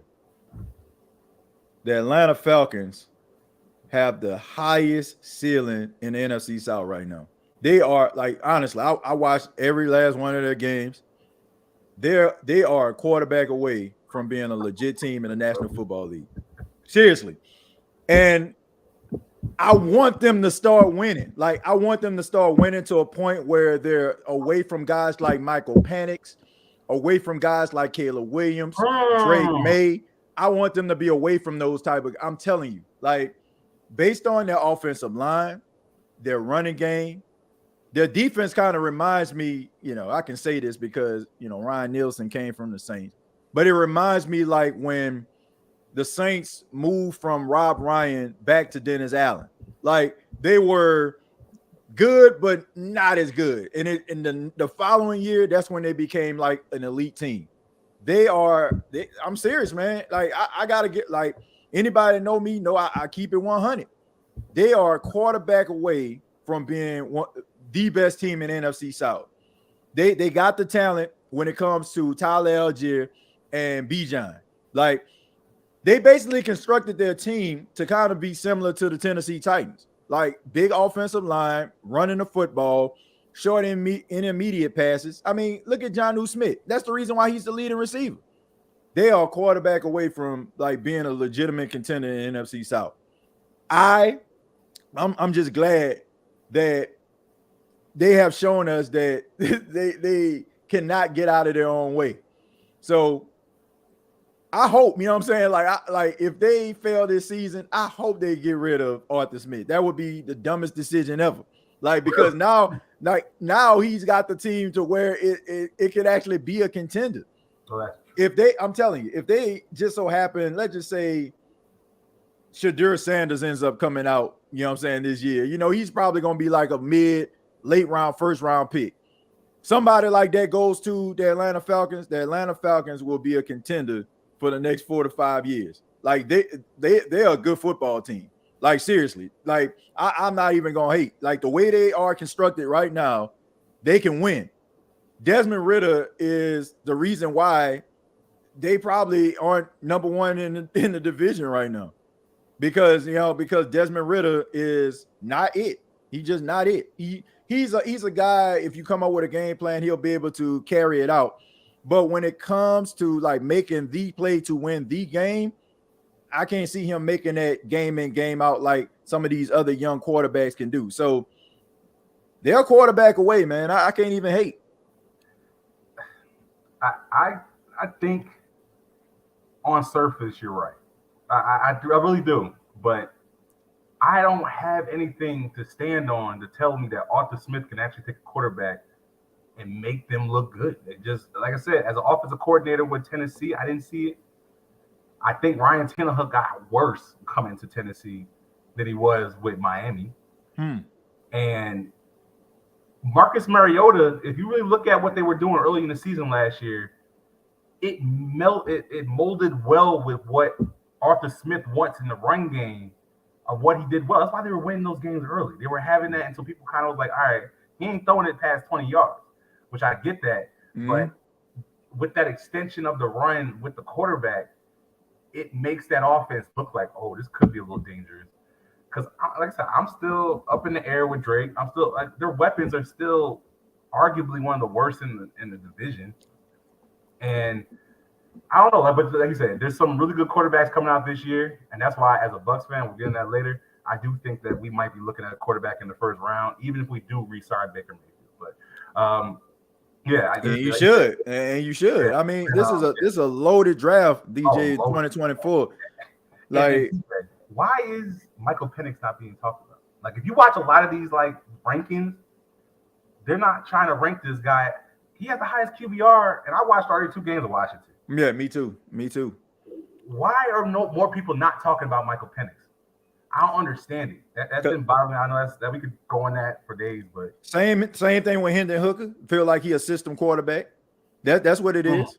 Like they did the same thing with Hendon Hooker. Like, he was last year. Yeah, that's what I'm saying. Like, I mean, but the crazy thing about it is they big up in Bo Nix though. You know what I'm saying? Like, I was trying to get you to go there. I'm saying, like, they big, like, the same. Like, you can make an argument. Why is it that Bo Nix looks so much better at Oregon as he did at Auburn? Like, you know what I'm saying? Like, ain't nobody paying. Oh, Bo Nix, look what he's doing. Look what Michael Penix is doing. You know what I'm saying? So I don't know. How can one guy be assistant quarterback and the other guy supposed to be top 5 pick? Man, miss me with that. That man deserves. I'm talking Michael Penix deserves to be in this conversation. Oh, he deserves more attention than he's getting. But sorry, we don't have time for that. But yeah, I agree. I think that Arthur Smith, he will need like a top tier quarterback to, I think, even look like he knows. When it comes from a passing standpoint, that can kind of trade on his own player that has an arm that can do that. I think he does that at quarterback. That takes a little bit off at him. I don't know if he knows how to develop a quarterback. Right? That's just my opinion. I mean, fair assessment. Fair. Yeah. So it's gonna be dependent on who they get next. But how much longer can they sit here and not start Tyler Henneke? I hope they honestly. I hope they do because they might want to get in the running for one of these quarterbacks. Yeah, that too. That's a good point.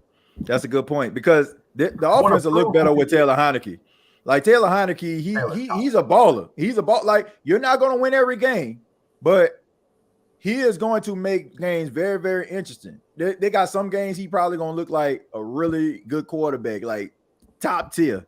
And then the next week you're like, what the hell were you thinking? You know what I'm saying? Like, so Baker Mayfield.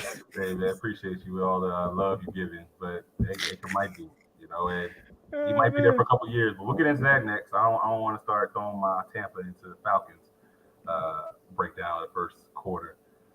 But yeah, What about their schedule, man? I mean, when you talk about that, who they got? All Who right. they got? Yeah, I think I got that. Yeah, okay. So, all right. So, and I'm on the wrong screen. I know it's on the screen, but I like it on here too. There you go. Okay. All right. So they beat Carolina, which they're in all kinds of dismay, which should be expected. Right. This Green Bay game, they should have lost this game. If it wasn't from Jordan Love butt fumbling impression that he did by thinking he hiked the ball without getting the ball, the ball started the way he did, Green Bay wins that game. But they won. I give them kudos for that. They came back in that game. They showed a lot of heart in that game and beat Green Bay. That was a good win for them. Right. Detroit, that was not shocking. Detroit's playing out of their mind. We got to play them out the bye, and that's going to be a problem we got to deal with. But we ain't got it this week. Is it y'all that got it or Carolina? It's y'all, right? Yeah. Right. Yeah. Are you saying did they say that again? I said y'all have Detroit next or do the Carolina Panthers? I think Carolina Panthers do. Yeah, Carolina Panthers have Detroit next. We play New England. The Saints play New England this weekend. Okay, and everybody woke up to this massacre, and that's where all the Desmond Ridder questions have to come out, and when it's Carolina come. Any thoughts with the first quarter? Is this what you expected? Is this something you think they're going to do a little better, worse? Where you at with it? I think they own brand. I mean that Green Bay game was a little bit of a shocker. I would have switched out the Green Bay game. I would have thought they would have lost, and I thought they probably would have beat Jacksonville. So I would have had them at 2-2 at this point. I thought 1-3. That might be a little bit of hating, but I honestly knew they were going to beat Carolina. That was everybody was signing for that one. I just didn't see it happening, and I thought they were going to lose the rest of these games. I think I would have been right if Butt Fumble didn't do what he did, but it is what it is. Now going into these next four, they got Houston at home, Washington at home, Tampa coming to our house, and they go into Tennessee after that. What do you think they're going to do in this second quarter? Honestly, I think they're going to lose to Houston. I do. I think they're going to lose to Houston. I think they're going to I think they're probably going to lose to Washington too. I think they might beat Tampa. I think they might beat y'all this first time around. And I think they probably gonna beat Tennessee. So I think they probably gonna go 2-2. Okay, I hear you. Houston ain't gonna be interesting. I'm gonna go 1-3. I think they're gonna go 1-3. Man, really? And I think I can see it. I can see it though. I can see it.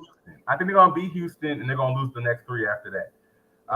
And that Washington game is gonna break Desmond Ridder's streak since college. Did you know since his streak since college, he is 28-0 in home appearances? Wow. Desmond Ridder. He's 4-0 with the Atlanta Falcons, and I think 26-0 when he was with Cincinnati at home. That's incredible right there. That was an interesting stat. I think it was going to come to an end. It's the NFL. It sounded like somebody was just digging. You know what I'm saying? Like that's a stat that means absolutely nothing in hindsight. But look, I look, man, it's they are, like I'm saying, they almost there. They're almost there. Like they just need a quarterback. I just hope that they win enough games to push them further back where they don't get one of those elite ones. Like I'm serious. Like they're a good football team. They're there. I can't stand them. Like I'm serious, man. I can't stand them. But as a realist and covering the NFL and stuff like that, man, I gotta be honest. Like they have a high ceiling, man. Like they have a really high ceiling. Right. I mean, I can be honest about that. I think you're telling the truth about that. But we're gonna find out how good of Arthur Smith when like you said. I know. Yeah. If we look at 2024, but if he gets a quarterback in the first round next year, and I think he has to hit quick. I don't think it's one of those things. If it plays out this way, right? And we're obviously in the first quarter, anything can happen at this point.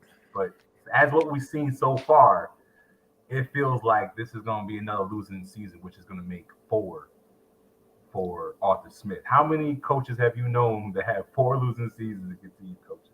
Good point. And also, I think to think about something that you said. What if they do have a bad season? They end up getting a top-ranked quarterback, and they get like a head coach like Ben Johnson, offensive coordinator from Detroit. You cook a little bit of grease now.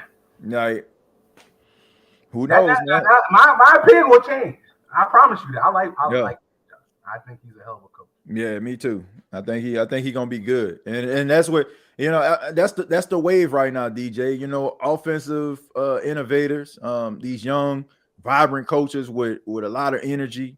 That's what teams are going for right now, man. And he's next to Jim Harbaugh. He's probably the hottest future head coach, NFL coach, I should say, on the market. Well, let Rick Stroud tell it. Apparently, Dave Canales is already 4 games being an offensive coordinator. I got to give him credit too. Yeah, I can see that. I don't believe it. I think he's going. We'll get into that later. But but if they get somebody like a Ben Johnson, which makes sense, you bring in a rookie quarterback first round with more of a modern look coach, which have been having success across. We already talked about, or have been having success early. So I kind of hope they don't go that route. I hope they do stick with Arthur Smith. I think he's limited as a coach. So I hope Arthur Smith remains. Yeah. Me too. I mean, for the sake of my team, but man, the way the Saints going, like, I can't have Ben Johnson up in this joint. Shit, we'll lose every game. I don't want that. Yeah, we'll lose every game. All right. Any final thoughts on the Atlanta Falcons, man? Hope you said, I guess you want them to keep winning. Yeah, I mean, I want them to keep winning, for draft purposes. So, yeah. All right, so TJ sees them 2-2. I'm being as honest as I can. I think they're going 1-3. Yeah. All right, you going to bed? All right, and for the defending division champs and leading the division, which nobody in their mama, except myself and a couple other Bucs fans, thought this was even possible. No, not at all.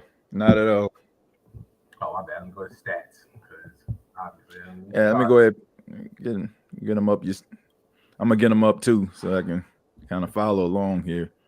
All right, Baker Mayfield, 882 yards. Balling. I mean, we can go even deeper with that because he's playing out of his mind. Rashad White, 206 yards. Mike Evans, 337 yards. Anquan Winfield, who has to be mentioned, that man is playing out of his damn mind. 31. That man trying to get that contract.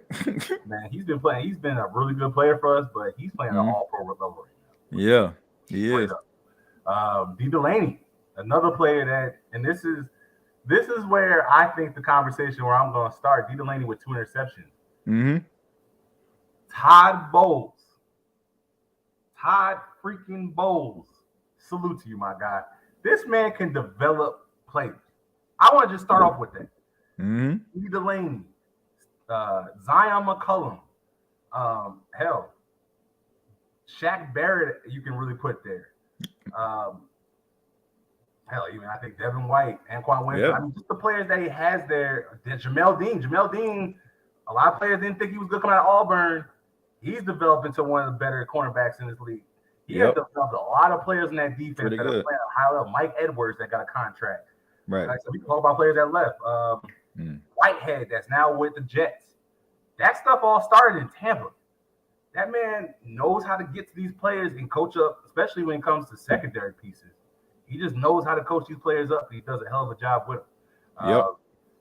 And it comes into why I think this team is having so much success is because he understands personnel and players. He really does. He understands all that stuff. I saw something today where they were talking about how players just come to his office and sit in his office and just talk ball with him. I mean, just talk different life ball and everything. I don't know how normal that is around the league where the head coach of the team just has a bunch of players in his office just talking ball. I don't know how normal that is, but I think that means a lot. I think that shows you that they're buying into everything this guy is selling. Right. I mean, from this offseason, and I didn't like the way things happened last year, And I had my opinions with that in regards to, I didn't think a lot of it had to do with Todd Bowles. And I was very adamant about that. I was very clear about that. I thought it had a lot to do with Byron Leftwich. I thought it had a lot to do with Tom Brady and the stuff that he had going on in his life. And I think for the point, I think what happened in his life where he was like, football just ain't it no more. He's losing his kids, losing his wife. Right. Even though he already signed up for it, he's a man of his word. He's going to still come out here and play. But when do you see Tom Brady go into other places at 10 marriages? When you see Tom Brady come in looking like a skeleton, just looking unhealthy. I mean, it just didn't all the way be there. And now we have two sample sizes of Byron Leftwich as an offensive coordinator with Arizona, now with the Bucs, and it just don't look good. And it seems like he don't want to hear nothing from nobody when he is the guy. Like, he does not. He's just going to do what he thinks he needs to do. He has a playbook, and he's going to call it the way he sees fit. He even said in press conferences that he don't really care what teams are doing, because when his playbook is executed to a T, it can't be stopped. Like, he had an arrogance about him with that, and it didn't really matter about the personnel. He just was, again, about that. Fast forward into, and I think the way Bruce Arians left this team, there was an understanding that I'm leaving everybody in place, because BA is a very faithful person to people. He's not. And he said, if I'm going to step down, this is who I want to be the head coach. I still want my people to be there. Right. Because he's still looking at like they're going to have success. He's looking at a bunch of black coaches that aren't getting opportunities around the league. And he's thinking, I'm going to put all these guys together, and they're going to show why you need to give more of these type of guys opportunities around the league. I think that was Bruce Arians' idea when he stepped down. Wow. And Todd, this was his chance, and he knows this is his last chance. And he was like, all right, cool. We're going to run with it. There was reports, like I'm going to start fast forwarding this a little bit, that Todd wanted to fire Byron Leftwich in the middle of the season because there was just no chemistry with them. They could not see eye to eye. And it just, obviously, we saw what happened. It turned into an 8-9 season. Right. The first thing he did when that season went over, he fired Byron Leftwich. He let Tristan Wirfs know you're going to left tackle. He started making very good changes for the better for this team. Right. And I was watching it. I thought we had a hell of a draft. I'm backing this up so much because this is why I came into this season believing what I believe. Right. I just watched every move that this man was making, and it felt like the GM, Todd Bowles, and then you brought in Dave Canales that kind of brought a different energy. A guy that's kind of been an unknown commodity as an offensive, he was a quarterback coach. But I think they did a lot of research on this man. If you looked at Dave Canales as an offensive coordinator, he had 2018-19 Russell Wilson, two of his best statistical years. You watched Geno Smith. And then, obviously, the minds that he was around with Shane Waldron. They're slipping my mind. But he was around some very innovative. Sean McVay, he was around that a little bit with somebody else. I can't remember who it is. My bad. I had it all, but I forgot it. I'm getting older. My brain is my tail right now. So I see me pause sometimes. I be forgetting shit. But yeah, man. Dave Canales. Everybody loved to sign him, but still thought that Todd Bowles was lame. If you liked the draft, what he did, he had no money to spend this year to get any free agents. Like the offensive coordinator that he got, and he did the digging. Because there was a lot of interviews and people were like, who is he going to pick? This, that, and the third. That was his decision. All right. So he picked his guy. And Dave Canales was giving Todd so much credit for trying to accelerate things for him because he's never called plays before. And Todd Bowles is a top 5 defensive coordinator. And he talked about how he threw everything at me. He made him start calling plays before normally teams start doing that stuff.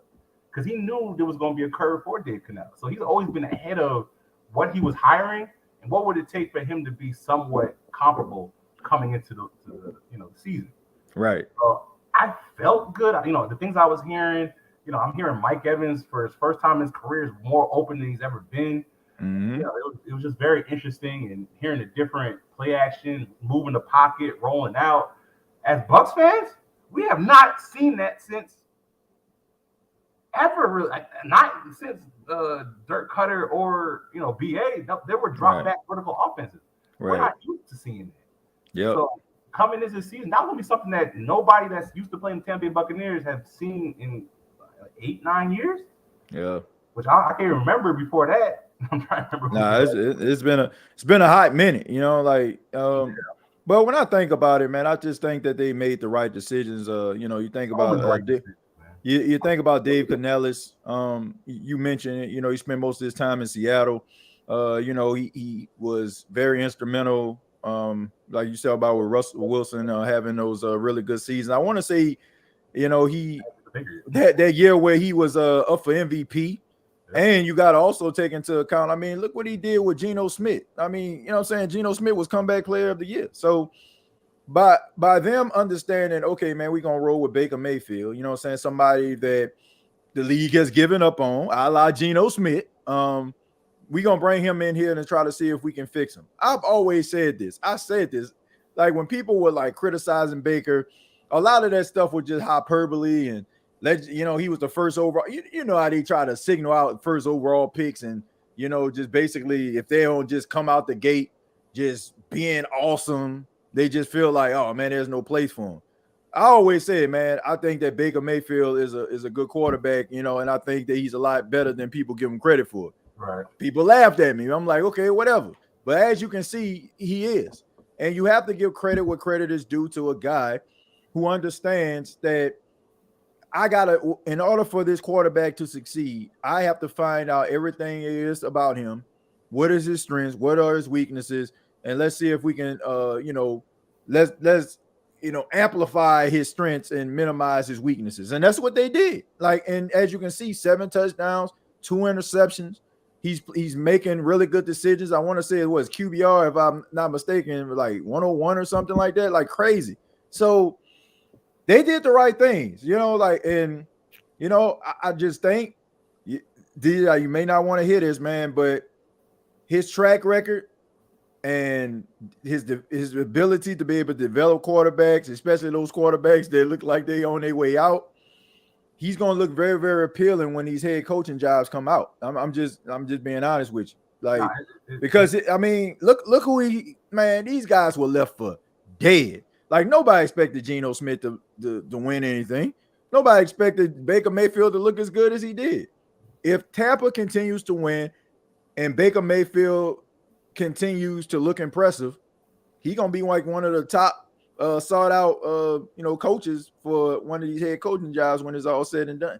I think it's true, but I don't think he would take it. And the reason why I say this is really, I don't think so. I think that look at his track record. I'm just looking from, like I said, this is not me just being a Bucs fan. I'm looking at his track record of who he is as a person. He was with Pete Carroll from USC days and basically took any position that Pete Carroll, where he can learn a lot of the offensive side of the ball. He was a wide receivers coach. He did that for many years. He's a quarterback coach, passing game coordinator. I think he had 1 year as he did a little bit of offensive coordinator, but he never really did it.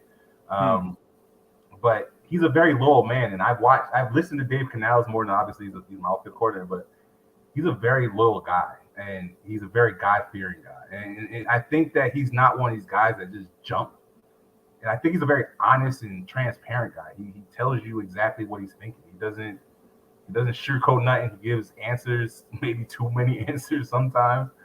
But I don't think he's going to jump ship after 1 year to go to a head coaching job with a franchise that's in disarray. I think he's trying to become a better offensive coordinator because he's still lacking in that area a little bit. He has not, as of yet, done what he wants to do. He wants to run the ball. He makes that very clear in many of his press conferences that he wants to be successful there. That's why looking at Rachaad White being at 206 yards, your top running back, and I think our average is under 4. It's probably closer to 2. That's DJ, not what he wants, right? Right. DJ, I hold on. Let me say this, man. I don't want to rain on your parade. I really don't, man. And look at Ben Johnson. I think you know Dave Canales much better than me. You know what I'm saying? You follow the guy. That's your squad. But I'm just thinking. I'm just thinking from like a 2024 NFL draft standpoint. Like based on these guys got to play the game on a professional level. But you can make an argument based on like how these guys are playing the quarterback position that this might be the best draft for quarterback that you ever seen. Like I'm just saying right now, based on statistics, all that, like you got to play the game. This guy, if he was to get a head coaching job, he would probably inherit a really good quarterback. You know, and that might be the franchise quarterback and to lead whatever franchise that he becomes the head coach to the promised land. I'm just saying, like, you may say, like, maybe in, like, let's just say this year. Let's just say he was the offensive coordinator last year, and, you know, I feel like he probably more than likely probably would have stayed. But based on the talent that you have coming into the NFL in 2024, like, even if he doesn't decide, okay, man, maybe this is not the job for me, I still think if they call him up, he's probably going to be taking some interviews, man, because these are some really, like, these are some generational quarterbacks that you have right here, man. Like, these are some guys that's, like, the NFL is kind of weak when it comes to the quarterback position this year. And these guys are coming in, are going to make the NFL a little bit more, you know, a little bit more balanced, especially in the NFC, man. It's not too many. So I don't know, man. I just feel like you kind of have to be a fool not to consider a head coaching job if it presents it. Like I said, you know him better than me, but I'm just saying, based on what's coming out, I think he'll go on interviews, see what's out there. But let's think about what the teams are going to be out there anyway. I mean, their teams are in disarray. Again, I don't know who's going to bring in as a defensive coordinator. Right now, it's more of him, again, like, to be a quarterback coach, to now, first time offensive coordinator, now be a head coach. That means I'm going to have to bring an offensive coordinator, defensive. That's going to be a lot. And like I said, this guy is a very calculated guy by everything that I see from him. Again, I could be completely wrong with this tape, but again, I'm just basing it off of what I've seen from this guy. I don't see him being a one and done type, NBA type person. I just don't see it from everything I've seen from him at least. Like, I think he's somebody that likes to complete the mission. Right. And then be like, all right, I'm now I am the hottest guy, and somebody's gonna have to roll out a bank to come get me. All right. I think the Bucs are gonna pay him as well to continue to be there. And you know, there's history with him and Baker. He's one of the people that won Seattle to trade for Baker. DJ, yeah, let me say this, man. Okay, so follow me on this. Okay, man, you live it out, you know what I'm saying? You living out there in the Charlotte area, you know what I'm saying? House, family, you know what I'm saying? Job, all that kind of stuff there, right? Comfortable. Let's just say, for example, somebody calls you up in Seattle, Washington, and say, DJ, I got an opportunity for you, man. You're going to be making this amount of money right here. You ain't got to worry about anything, man. You know what I'm saying? We like select a house. You know what I'm saying? We're going to make sure that we get the movers and stuff like that. It's going to make a smooth transition, right? Even though you comfortable in the position that you're at, you know what I'm saying? Everything is fine. You're going to think about that. You're going to be like, man, you know, man, this is a great. Yeah, this is like this on the other side. I have a very strong feeling. I'm not just saying that because of the situation. I'm real about, like. Yeah, but I mean, I'm just saying, like, you still gonna like think of the opportunity. I'm see it too. Yeah. Because you're gonna think about, man, this is a great opportunity, and this may not be an opportunity that's not gonna come around all the time. Like I said, I feel what you're saying, but when you have an opportunity, let's just say you had a chance to coach Caleb Williams, get a chance to coach Drake May, Jordan Travis, Michael Penix. Like, man, that's tough. Like, just to sit down and be like, okay, I'm gonna be an offensive coordinator for the Tampa Bay Buccaneers. Like, but I got a chance to coach a guy who people are comparing to Patrick Mahomes. Like, that's tough, man. That is tough. Like, it is tough to walk away from something like that. I understand you said grass ain't always green on the other side, but at the same time, these owners, coaching opportunities don't come around all the time either, man. If you that good, yes, they will. Because we've been talking about Jim Harbaugh for about 4-5 years. Even with all the different coaches coming through, they still knocking at his door every single year. Fair enough. Are you ready yet? Fair enough. Good point. I say, man, So I'm just playing doing your devil's job and advocate doing here. at a high level, they're gonna come and find you, and they're gonna continue to ask you a question. Are you ready? I'll give you more than I offered you last time. Yeah, man. I think that this guy's a good coach. Based on his resume, that just, like it shows you he got it out the mud. So it's easy for a person to root for a guy like this. But at the same time, a person that got it out the mud and they working themselves up, the ranks. I think that he deserves it. So I think he deserves an opportunity if they continue to play like this. Let's put that out there. If they continue to play like this, caveat to this. yeah, if they continue to play the way that they are, and if Baker continues to be on an uptick, I mean, you're gonna have some owners that are going to be knocking at his door, trying to acquire his service. So, hey, I 100% agree with you, and it's going to be something to watch. That's going to be the biggest question for the Bucs going forward. But again, I trust my head coach. I like Todd Bowles. I think he's a very calculated guy, and if it does play out that way, he's going to do the same due diligence if it comes to that. But I honestly don't think it will. But it's going to be something to watch for the Bucs. Yeah. Keep this streak going. So, I guess that was the big talking point for Tampa is that part. Anything else that you kind of want to know, or you seeing that? I guess we really talk about Baker. I mean, I guess I didn't mention it. Yeah. I mean, Baker playing out his mind. I'm not gonna call myself. I was a Baker non-believer. I wouldn't call me a hater because I didn't hate on the dude. I just think he showed me enough where it's like, it felt like you were more in the star, like you wanted to be more of a star than you just wanted to be a great quarterback. But it seems like now the league has humbled him, and he's gotten with a team because everything that came out sounds like Baker was eyeing the Bucs as a place and an opportunity for him to show, no, I'm not that guy I think y'all seen in Carolina, which I don't think anybody took that. No, that was awful. That was god awful. And I'm not that guy you saw with Cleveland the couple years with the injury and everything like that. I'm better than that. And I think him meeting the coach and just everything, I think everything's just married together because for him to take $4 million to come and play, and they also told him that you're going to be in a competition with Kyle Trask, he didn't care. That showed growth that I didn't know Baker could have, right? And you can see it within his play.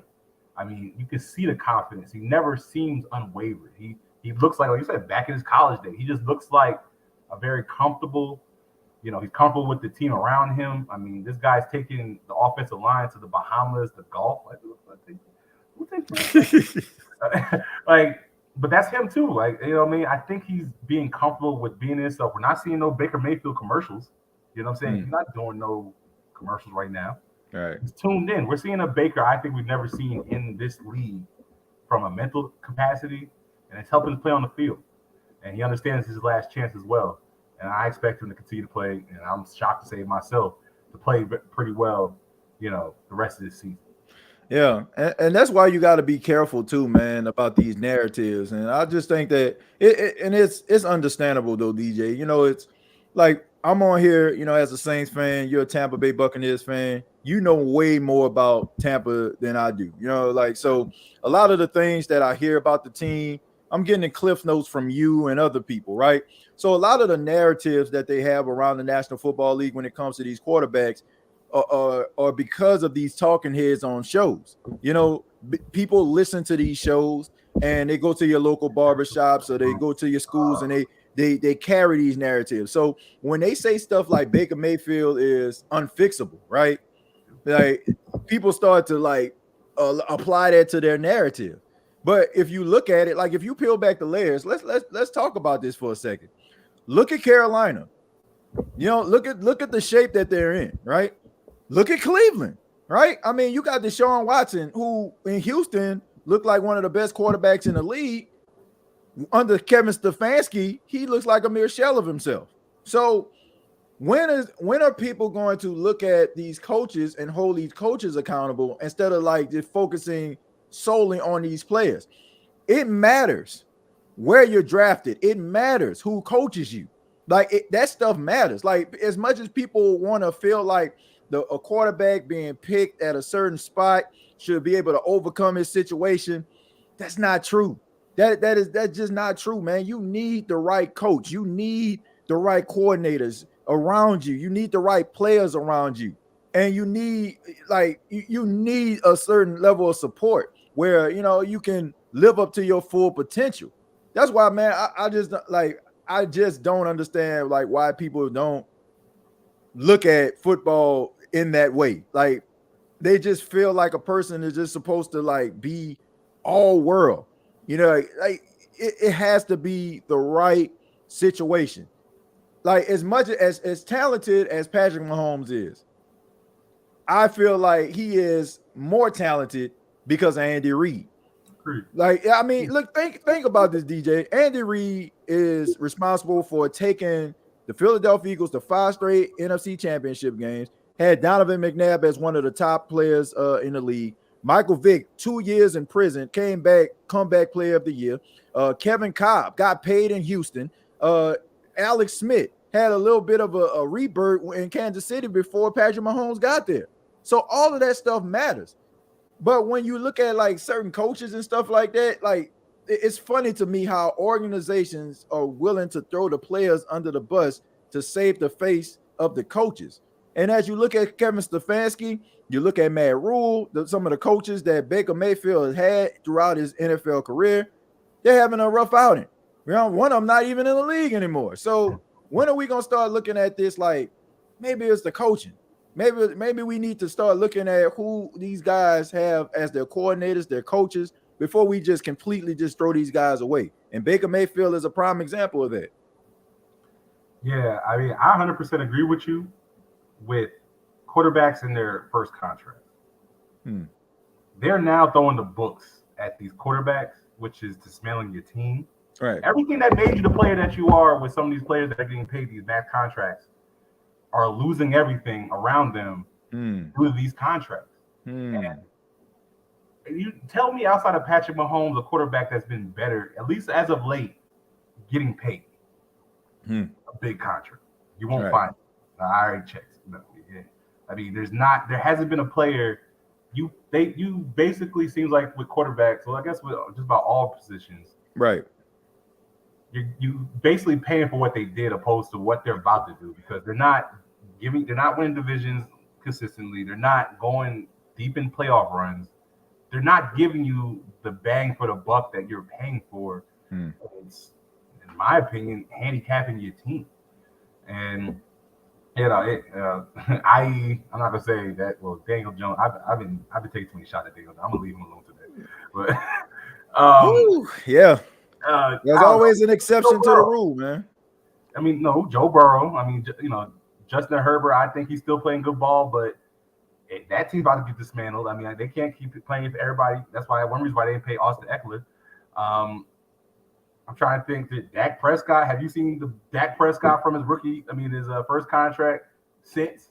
That's how he got that big contract. I know they had Zeke too, but he ain't really ever eclipsed anything he did in his his rookie contract.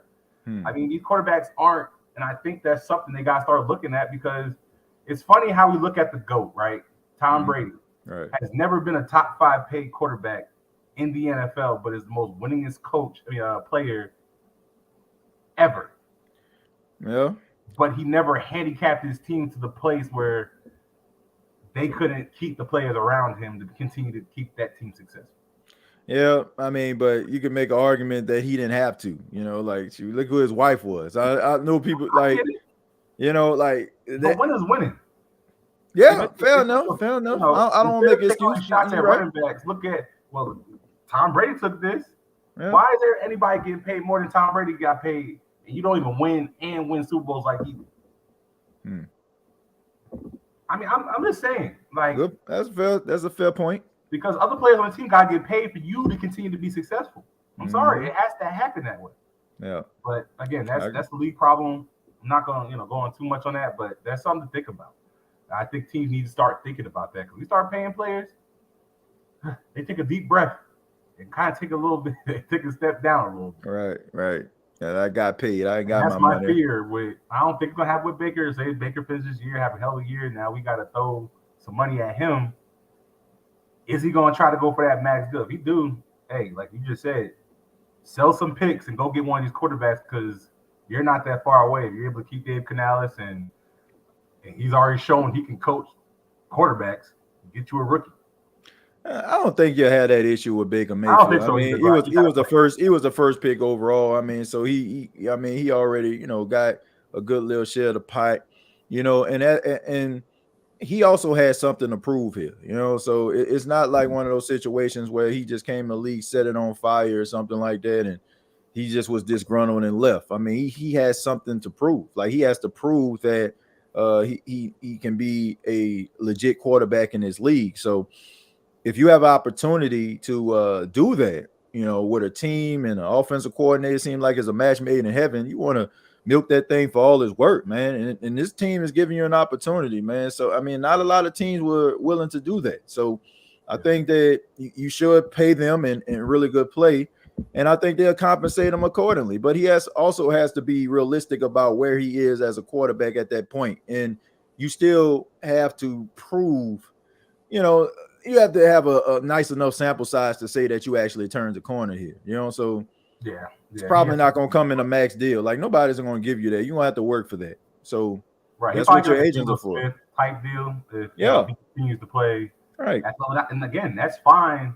And in my opinion, and I'm going to keep my opinion, you draft a quarterback this year in the first round to get that 5-year contract because there's too many. Even say we are in the 20s this next year, somebody's still going to be pretty good at that quarterback position, and you feel really confident with the guy you have already in the house to train them up, even if they aren't, your Caleb Williams and your Michael Penix and stuff like that. I mean, you can get yourself a Malik Cunningham, who's I feel like the 5th highest QBR right now in the league. I don't like that dude. I'm gonna say right now, Ron Reynolds. I don't like him, so I'm gonna get him.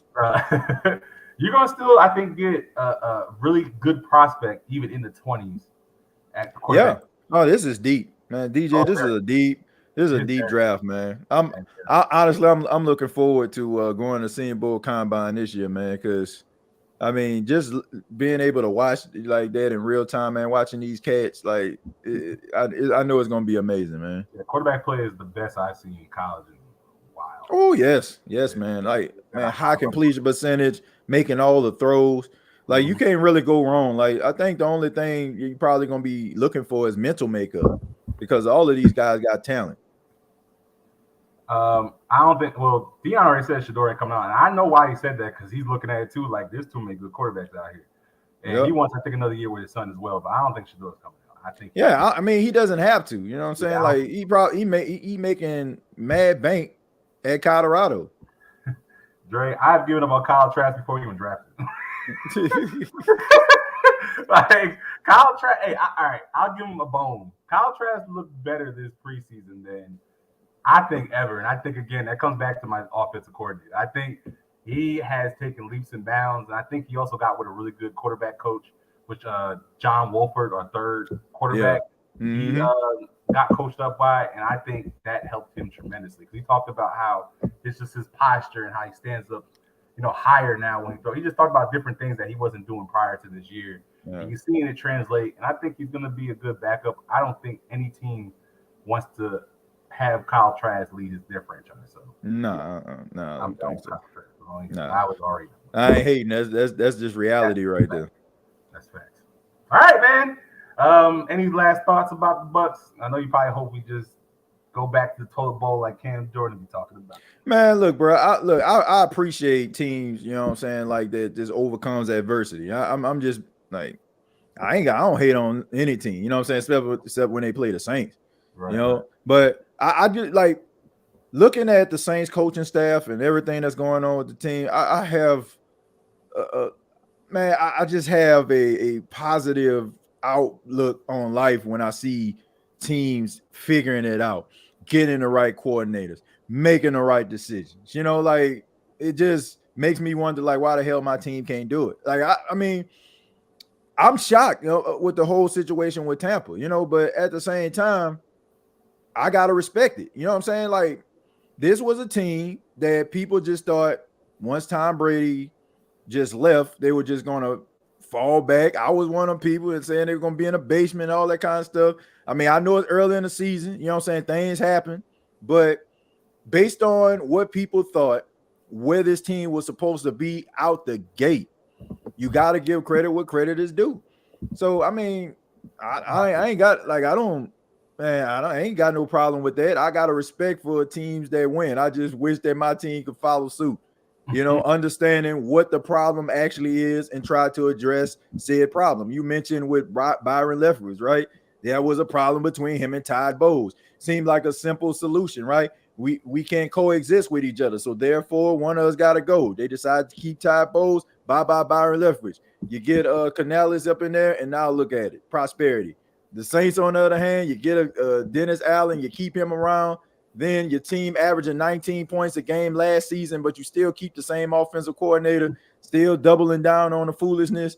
Look where we at right now. So I have a respect for teams that are willing to make tough decisions and try to become better. So you ain't about to get no hate from me, man. Like like when I'm talking sports, I'm about as as level-headed as I possibly can. I remove all the fandom. Like, I'm a Saints fan, don't get me wrong, but I'm not delusional, and I'm not one of them people that just don't respect good football play. Like, some of the things that happened in that game against the New Orleans Saints from Tampa, I mean, you got to be impressed.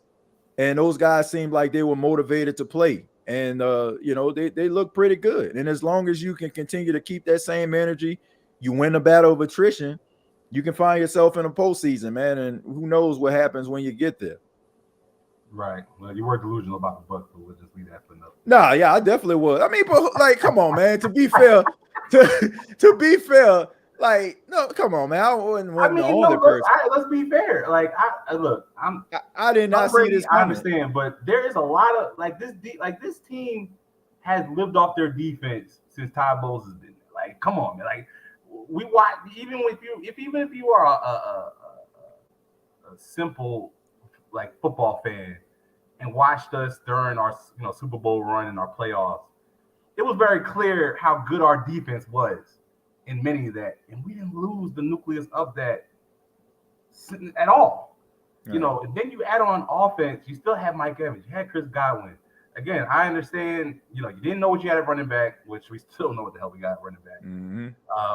The offensive line, even with the changes and everything, they play overall, they're not terrible. But everybody swore they were going to be terrible. I just couldn't buy in, maybe because one, I watched a lot of this stuff, and I watched football, I watched all the I just couldn't believe a lot of that because I'm very tuned in. But it was just really hard in a division that nobody has figured anything out to just throw away the Tampa Bay Buccaneers. Blew my mind. That was just crazy to me. When you have the most Pro Bowl, all-pro players of any team in the division, it was just like, come on, like, yes, we got a chance like everybody. At least you can say we have a chance, but for people just to punt down the field was crazy to me. Ridiculous. Yeah, I mean, but to be fair, I mean, let me go back.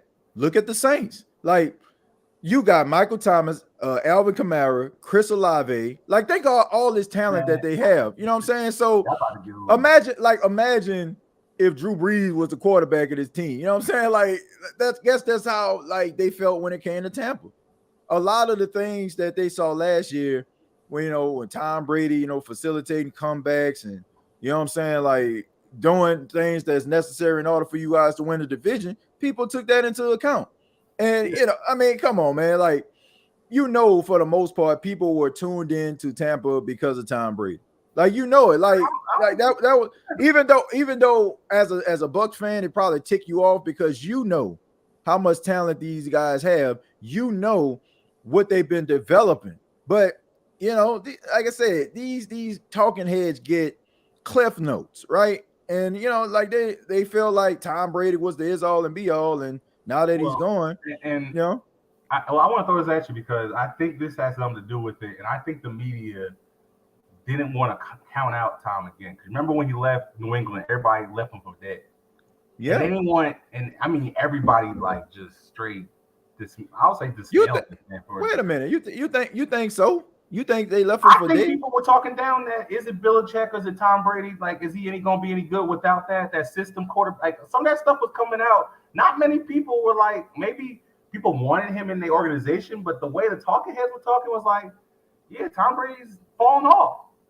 The talking point when he was leaving New England. That was the talking point about Tom Brady. Oh man, look, I'm gonna tell you this. First off, when he went to Tampa, you had a lot of those journalists that were mad because he went to a team that wasn't as polarizing. If he would have went to the Jets or if he would have went to the 49ers, you know, or somewhere like that, or Dallas, they would have been throwing tank tuck parades for this dude. But it was just the fact that he went to a team that, you know, I'm just being honest, you know, that don't really have a history of being like successful consistently like some of these other teams, right?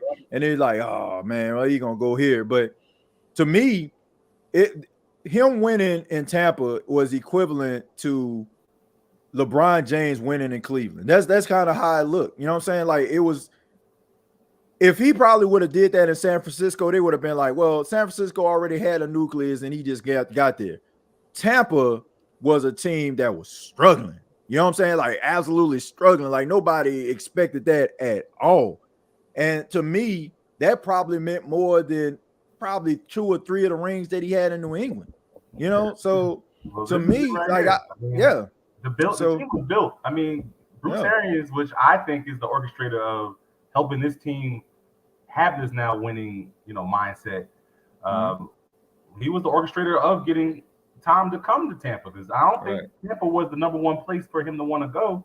You know, Miami was. Miami was the original. The guy he is. He probably, you know, I know there was the Schrager. Schrager has his own podcast, and Jason Light was on there, and he talked about what the pitch was going to Tom. He was cussing and all kind of stuff, and be like, "We already got a team built down here. All we need is a guy like you to go ahead and win a ring. You want to win more rings, right?" Right. And I guarantee the way BA is and his mannerisms and everything like that turned Tom on. And obviously it did, because it put other teams that was in front of him say, "Nope, I'm going to Tampa." And he looked at the team. I guarantee when after he talked to BA, he went back, and Tom's a smart ass guy. Damn, these mugs do got players. Now if I could add in, you know, ask Gronk to come with me, you know, add an AB, and I got this defense over here. BA might be right. And that's exactly what happened. Yeah. That helped fuel this team into what the team, I think, going forward, we're going to be a pretty good team going forward. But again, this is the first quarter. We're going to see what it looks like. But, you know, thank you, BA. I've been saying that for years. Thank you, BA. And thank you, Tom, for infusing that winning mentality into this team. I mean, those two people together, I think, is the reason why we're sitting at where we're at right now. Right. And it also speaks volume. It also speaks volumes about, like, the organization. I will say this. It speaks volume about the organization when you're able to keep, like, some of your core players like that, when these guys have opportunity probably to make more money elsewhere, you know. But these guys are willing to, like, you know, make that sacrifice. The strongest ever. Yeah. So I mean, that speaks volumes. Like that tells you that guys want to be there, you know. So which is gonna, like you said, that's what's gonna keep us until, you know, right now I can't see us not being a good team for the reason you're saying, because the way they're built from top up. I think it's going to be a place that people are going to, if this team continues to win the way they are, people are going to want to come down here when we clear our books. Right now, we're trying to, you know, obviously get rid of a lot of money from the Super Bowl run. Right. But there's going to be people that want to come here. You know, even undrafted free agents, which I think we've done probably the best. I think we are the number one team from 2014, and it's not even by miles. Peter Strange talked about this on his podcast, of homegrown talent actually playing for their team and being re-signed. Like, there's nobody even close to Tampa when it comes to that. Which is that's how you win championships, man. That's a recipe for success. That's how you win championships. I mean, I've said that. Like, I'm a firm believer in play evaluation coming from college to the pros. Like, I know when free agency come out, they got the whole moniker of free agent frenzy and why my team ain't signed this guy for $100 million. Like, nah, bro. I feel like this. Some of the best artists in the world, their best album is their first album, right? Because they hungry. You know what I'm saying? Like, they want to eat. You know, and then all of a sudden, like, they get a little buzz. Second album, third album may not be the same. So, yeah, there you go. But I'm a firm believer in player development. I think that's how you win consistently. You may not win Super Bowls every year, but you go be in contention consistently. And I think that's where the marriage is now, having Dave Canales on offense and Todd Bowles on defense. Both are teachers, and Todd's told about this all offseason. We got nothing but teachers here, and like I said, he's been very deliberate with a lot of things this year, and I just felt really confident about what this team's going to be. And, going to that all year, all day. But yeah, let's go into this second half. I know we're 2 hours in. I appreciate everybody in the chat. Yeah, man. I definitely appreciate you, TJ. We do this every quarter. Yeah, I love doing it. Yeah, me too, man. Look, I enjoy talking ball, man. I enjoy talking ball with Joe. Talking about the NFC South. I mean, man, why wouldn't I want to be here, man? It's always an amazing time, man. Definitely. All right, man. Second quarter. We got a bye week. We're in a bye week right now. You concerned about that? You concerned about having a bye week so early, man? I did when the schedule first came out, but where we stand right now with Jamel Dean hurt, Carlton Davis just coming back from an injury. I think Winfield's a little nicked up. Devin White's a little nicked up. He has a groin, even though he's been battling through that. I think our right tackle has something going on. I just found that out today. He has something, I think, with a knee. So this actually came at the perfect time where we can kind of reset and kind of get a little more healthy. No concern about momentum? No concern about momentum? No, because I think they're going to carry the momentum over. I think because there's a lot of players on this team that have chips on their shoulders. Like you said, a lot of this is very young players and players that people keep on counting out. You know what I'm saying? And I think, Mike Evans in a contract year. They didn't want to give him a contract, so he wants to prove something. Baker Mayfield, we already talked about him. There was some question about Shaq. It's just a lot of, I don't know. There's some players that just seem like they just always, and it bleeds over. But Devin White, we re-signed Devin White. He's coming back more. He wants to prove that he's a better linebacker than I think from a consistency standpoint that he's played in his career. So there's a lot of players on this team that just and they're coming together under that one cause, and I hope they find a way to keep a lot of these guys together going forward. Yeah. But they're speaking one motion, and it all starts with your head coach, and that's dangerous. And I think that's why I think this momentum is going to continue, because they're all but then you got Detroit at home, Atlanta at home, and Buffalo on a short week. 3 games. What you thinking? When it comes to Detroit, I think, honestly, based on y'all defense, y'all will probably be able to neutralize them to a certain extent, keep it more interesting than a lot of people may give it credit. I still feel like Detroit. I think Detroit probably beat y'all. Even though I will say this, I'm not confident about it, because you all are coming off a bye week, so you got extra time to be able to game plan for Detroit. So as far as Atlanta, I see y'all beating Atlanta, and as Buffalo, that might be tough for y'all, man. Going out there to Western New York, like you said, on a short week. I think Miami is playing at a high level, even though Buffalo beat them. I think Buffalo understands they're gonna have to kind of win these games in order for them to stay lock and step with Miami. So I think that y'all probably go 2. What do you say, 2-1? I think y'all win. I think y'all no. I'm sorry. 1-2. 1-2. I think y'all go 1-2, man. Which is 3 games. That's not that. They do that. You're still sitting at 4-3. So. Right. It's not the worst thing that could happen. Y'all still be leading the division, though. Based on what I've seen, from the Saints and Atlanta can't get out their own way. I think y'all still be leading the division by that time. Yeah, and that Detroit game coming out the bye is a pivotal game. Right now, I got to be honest. I got to be on the same page as you with that. It's hard for me right now. Even with riding the high. I think Detroit they're playing at a high level themselves, and that's gonna be a hard game to win, even if it is home. And you already see how our home is. We let any fan base come in there and take over the stadium. Yeah, them Lion fans, they traveling, man. They are traveling. They've been waiting for this moment. Exactly. Man, they've been waiting for this moment, man.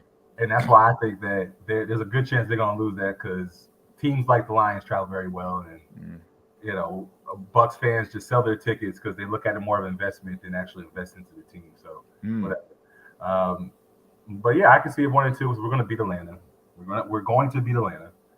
And Buffalo, look, at the beginning of the season, I said there's 3 teams that the Bucs aren't going to win, and I already marked them as 3 losses. It was Philly, Buffalo, and the 49ers.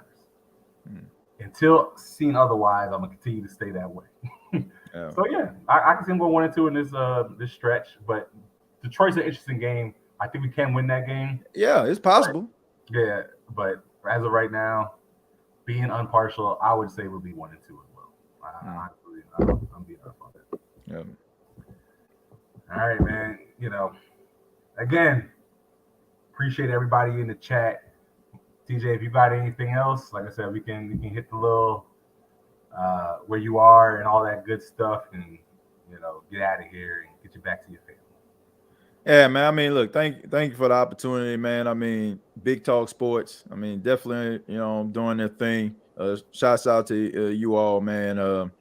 I really do appreciate your time. I ain't plugging nothing, man. Like, seriously, man. Look, my name TJ Jones, and Stay the Same podcast. That's man, you can find it. I just appreciate the opportunity, man. I mean, it's always a pleasure, like, talking football with y'all. And shouts out to Mike once again, man. I hope you feel better. If you're still watching this right now, and looking forward to it, man. Looking forward to coming back next quarter, talking a little bit more about the NFC South. Hopefully the Saints give me something better to talk about.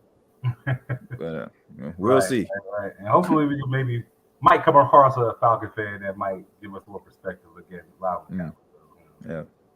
Hopefully it's a guy that can stay on their feet, whatever. But you already know, man. This is your host, DJ.